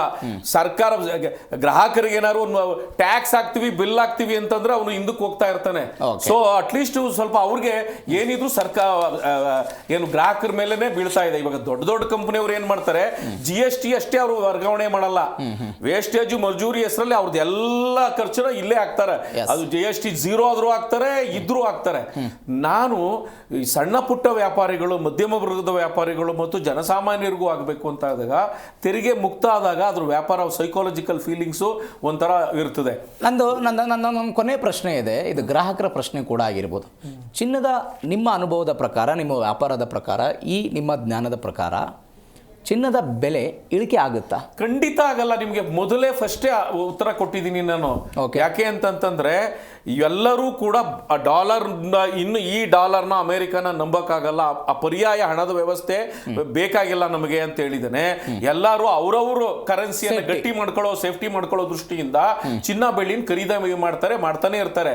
ವ್ಯತ್ಯಾಸ ಅಂತಂದ್ರೆ 10 ರೂಪಾಯಿ 20 ರೂಪಾಯಿ 100 ರೂಪಾಯಿ 200 ರೂಪಾಯಿ ಮೇಲೆ ಹೋಗಿ ಕೆಳಗೆ ಬರೋ ಅಂತದ್ದೆಲ್ಲ ಇಟ್ ಈಸ್ ಹೈಲಿ ಇಂಪಾಸಿಬಲ್. ಯಾಕೆ ಅಂತಂದ್ರೆ ಸಾಧ್ಯವೇ ಇಲ್ಲ.